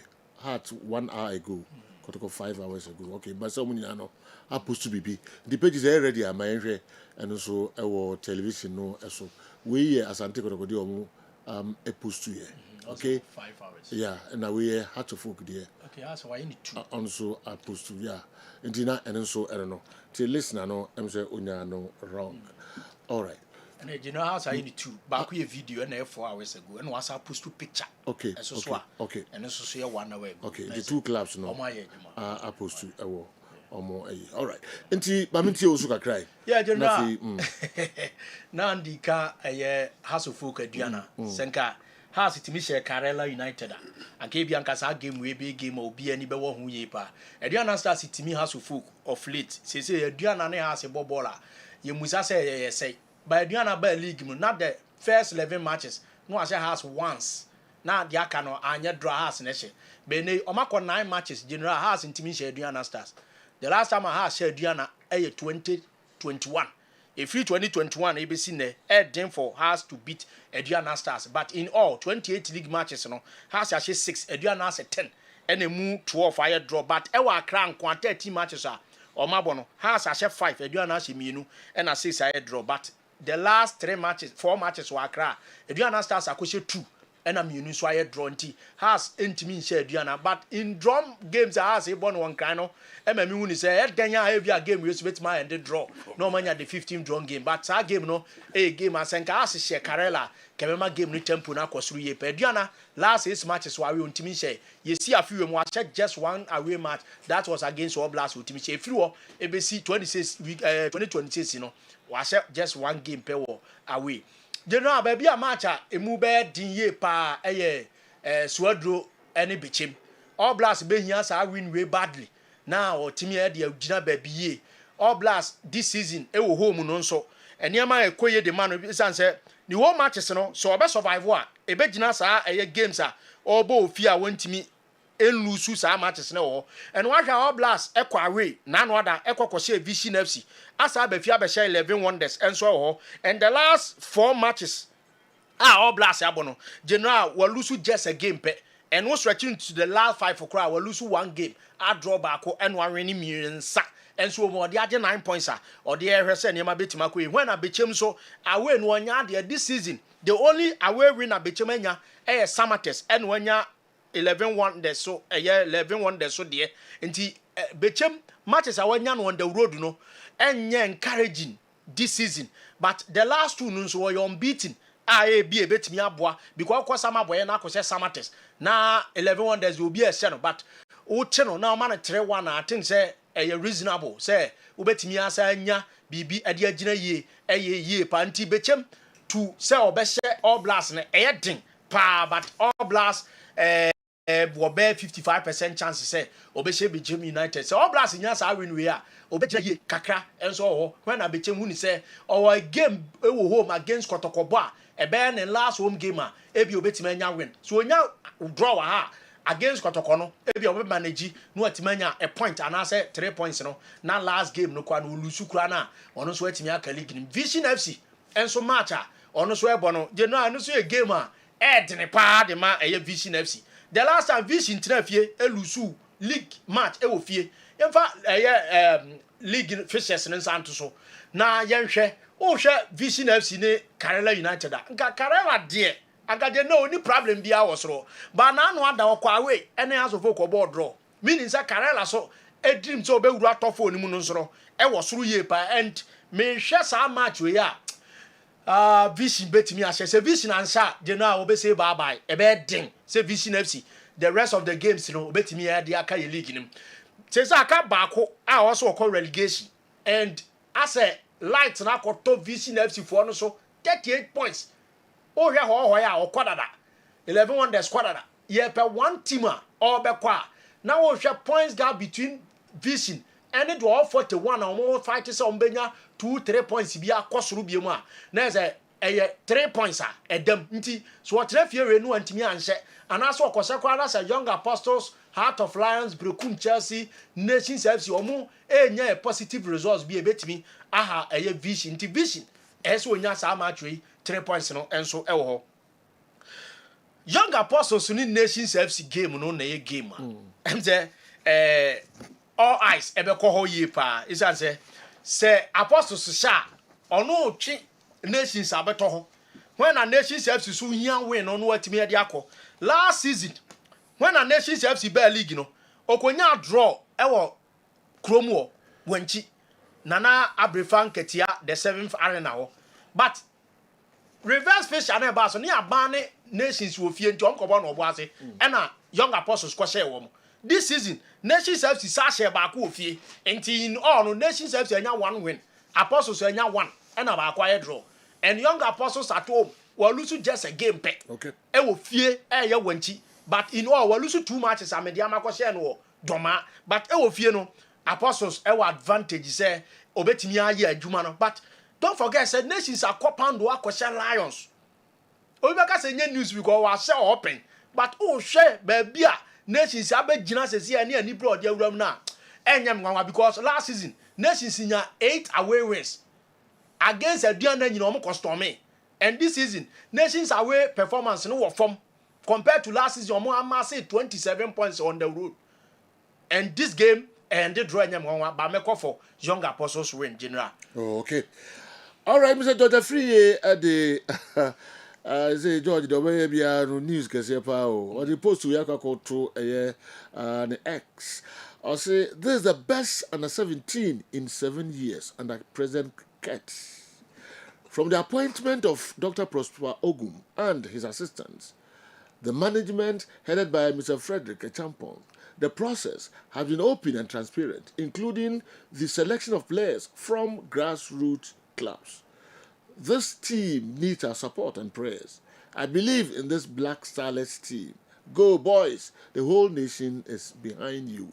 Intinya de biya da jefiri do de be ya attack da bi we dey oprezi papa enye asem kitu akra ye be pede mu na fi ye de dia ka no enso ato aso de amamoye news ene beto aso ntentem de amaye but birthday ba ko bi wa ha mamenye ntentem na ene Kwaku Ankuma Asare birthday or a registrar or Dwabin Traditional Council Kwaku Ankuma Asare and your birthday na we ifre wife akuya dankwa and ankodani nyina and teach you sledge na kwa miamo also we show happy birthday. God bless and make him great. We and a sledge at the buy.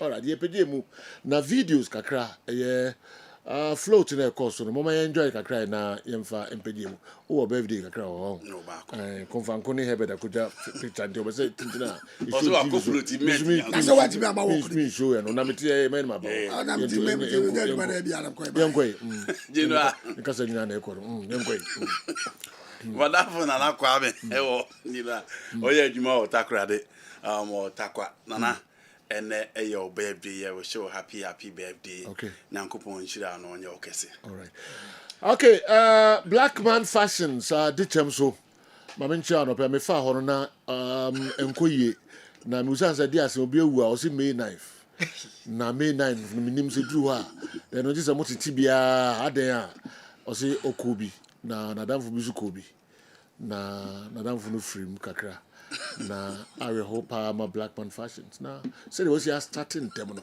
wow ne ma wonu ho bia wo kwaji bia na ka tense ne de o sere no o de china ba genio ma no mo on popre no ho nkopam bia ma ko emu enkoyi mo so amobeno no mo men yi na mo ka binchere ma me ne wa shase entem papa May 9 no ajekum ti asekura no e frɛ no yi na akokoda black man and they obetia yam papa all right kala go na yakwo na me ayadum bless me don't for Mike we no kan yes May 9 no enya additional ma referees enya no ma bebrebe ma Ghana nyina esre mo supporters amode emra hye mo nsem ne pam chew unchai se ne baby enampa ya nanti ya bre no se nyanya me a akewu enti e pam chew bebrebe supporters no munchai emra na mo hye mo nsem no referees se pam chew mo nya ade e beboa ama pepepe ye Abagana football. Also, because of BS3. Let me say, what's that? I say, BYG also. BYG also. I didn't know. They will see yellow. No, BBT also. Oh, yeah, BYG. I want to pass my car. Oh, now pass my car. All right. You didn't see how. I'm so many. That is why I'm so many habits. Also, the habit. I did. Okay. So, call fly. Call float to the beach. That's in my bread. Okay. My head. I did. I hope I lost what bread. I have a dear oh, TBA and the papa. All right, news up next. Empress Bells Goda Ewakra, and then the baby now we King David. Okay, and was here from Empress Goda or Accra. Okay, happy birthday to you, Empress. Empress Golda. Bells. Huh? Empress Bells Golda. Bells Golda. Yeah. Okay. My wishing a happy birthday. News up next at the live commentary. Remember at the free centers no enyina. Aya muntie mo bia nyina fidi emfa free hakra. Yami ad my brother. It was animal at Transibune. News up next. Akram.